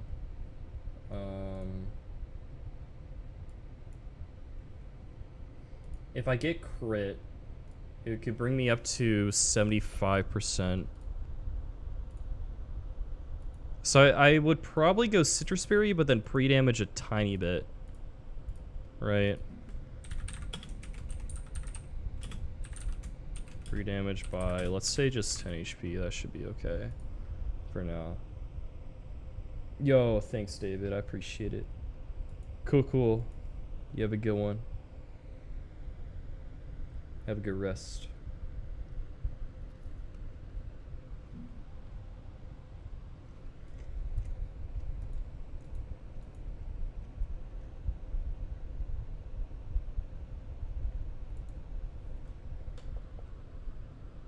Okay. So Metagross Smash kills Grimstar. I'll bait and Turtonator. Go Archeops on the overheat as the eject pack. And after the overheat damage...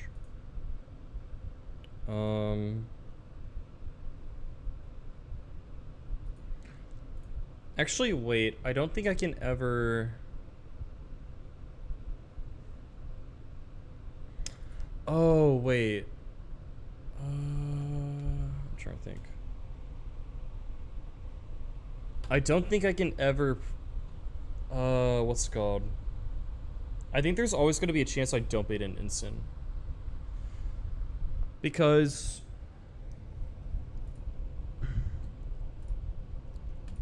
if this puts me at exactly half, and I go to exactly 75, I'm not in range of knockoff. There might be like an exact HP I could pre-damage to. Because if I pre-damage a little more, then that just means there's other rolls that puts me at exactly 50%.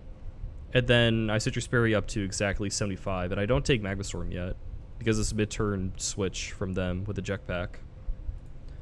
And then let me see. Would you out-damage me, though? I think you would out-damage me. I think you would out-damage me. You would either see slow kill or out-damage. You would never see out-damage. Even if I'm in defeatist, you would never see out damage. So I'm pretty sure we can guarantee instant in. I'm pretty sure we can.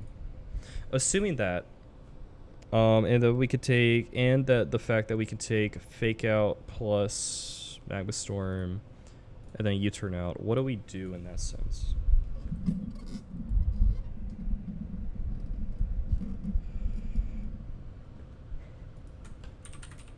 So yeah, if I held Hearthstone, I would show fast kill to this guy, but we don't want to do that. So where would I go to on Ensign then is the question. Oh.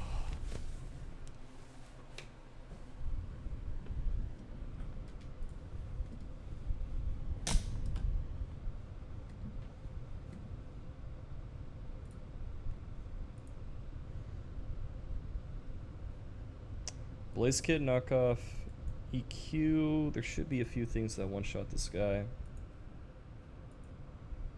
Now, Hydreigon doesn't take a ton of damage. I don't do a lot back, though.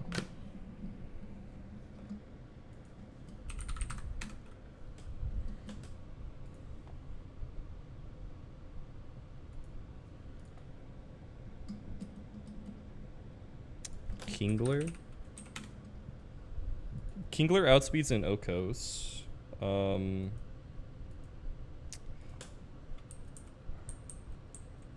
I really want to find a line where we can just like chain 3 Pokemon. I feel like that's doable.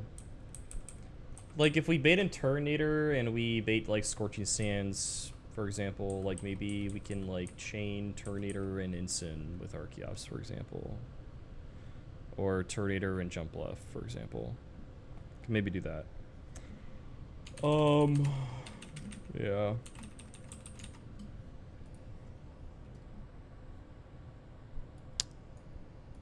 I'm not gonna lie though, guys. I am feeling kind of tired. I think I'm gonna end it there. I am exhausted. I'm definitely not gonna be able to do this today. Granted, like, seeing how hard this fight's gonna be, it's gonna use up a lot of brain power, and I think I'm gonna end it here.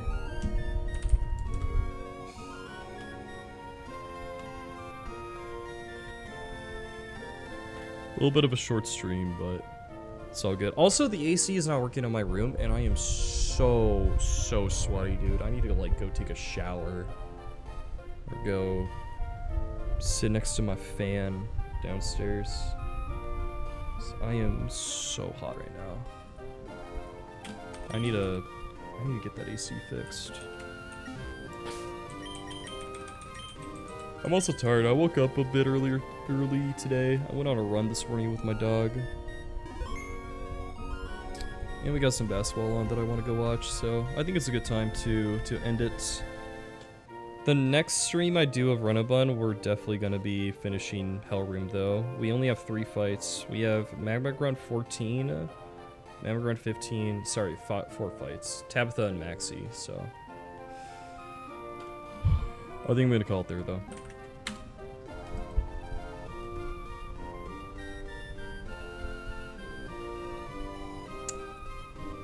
Alright, I'm gonna find someone to raid and then I'll be out of here. Tuesday. Expect a long and amazing stream on Tuesday, though. We're gonna be doing Mario Mon, a brand new ROM hack that comes out on Tuesday. We're gonna be streaming it on Tuesday, the release day. It's gonna be a fun challenge. It's one of the most impressive ROM hacks ever created. It's gonna be a lot of fun.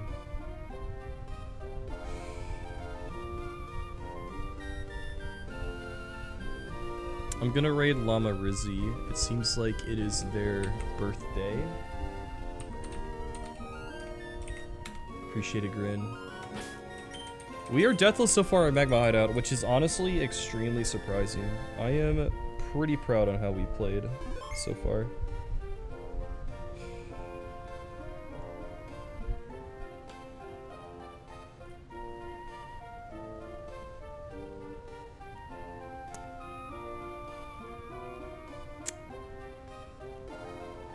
But yep. If you guys are not subbed to the YouTube, you can check out the YouTube. Oh yeah, big thing. I got a VODs channel now. I got a VODs channel. Go check out my VODs channel. I'm gonna be uploading this whenever I finish stream from now on, so if you miss a stream, you can go catch my VODs. I also have a bunch of other stuff in here. If you go to the playlist tab, I have all my previous challenges in there also. So yeah. You can follow me on Twitter if you want. But yeah, I will be back on Tuesday doing Mario Mon. It's gonna be sick. It's gonna be absolutely sick.